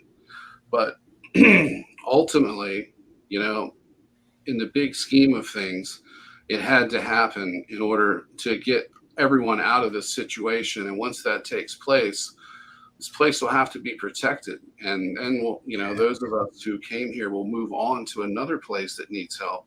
There's always going to be somebody here left behind to continuously maintain this and prevent it from happening. Because the way I understand how this angelic council type works, it's the best way to describe it. And I would say the best way, but one relatable way is the Star Wars scenario with the more advanced beings, the Sith and the Jedi, and the Sith would be the negative ones, obviously.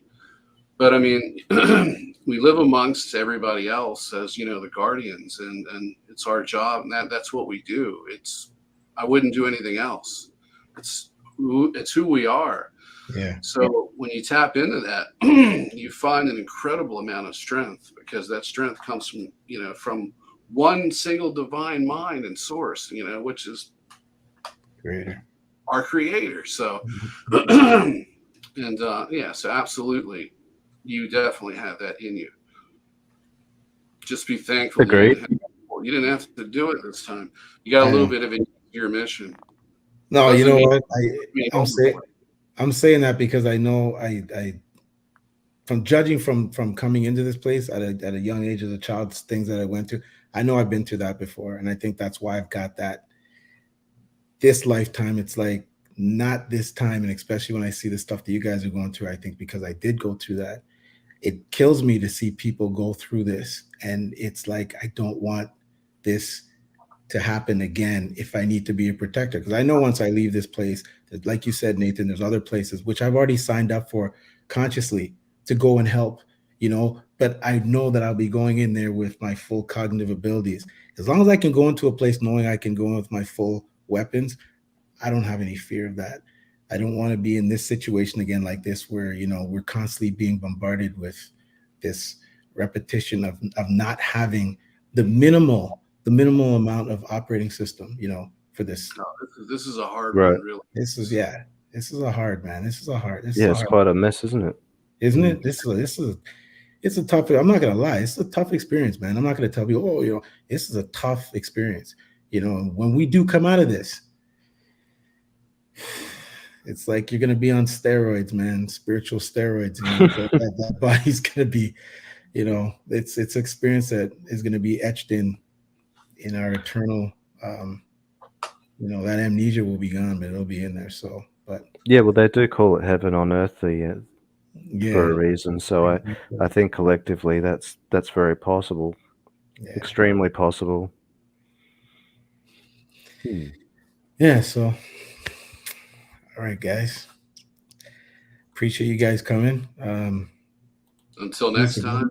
Yeah, let's do this again. Yep.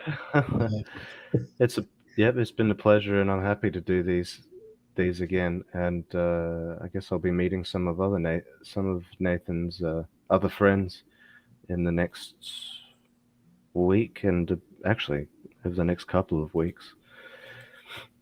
Yeah, it's just going to be more of the same, and you're going to be inspired by the people you meet, just like Shawn's inspired us tonight. Yes, exactly. Thank you very much. It was an absolute pleasure to be on here first. Thanks, actually, yeah, man, I appreciate it. My pleasure. Really timing. You guys inspired me, man. As always, every time I talk to Nate, he always does, man. We got to inspire each other. That's what it's all about. I just wanted to say, Dean, if you could give me a call on, the usual source, the NSA will know, Telegram. I just wanted to chat with you for a few minutes before I call it quits and I go do some other stuff before I go to bed. Just want to get a recap of this. So just sure, not a problem. Yep, that's not a problem. I'll just check and make sure that my girlfriend's okay, and I'll be back very quickly, and I'll give you a call.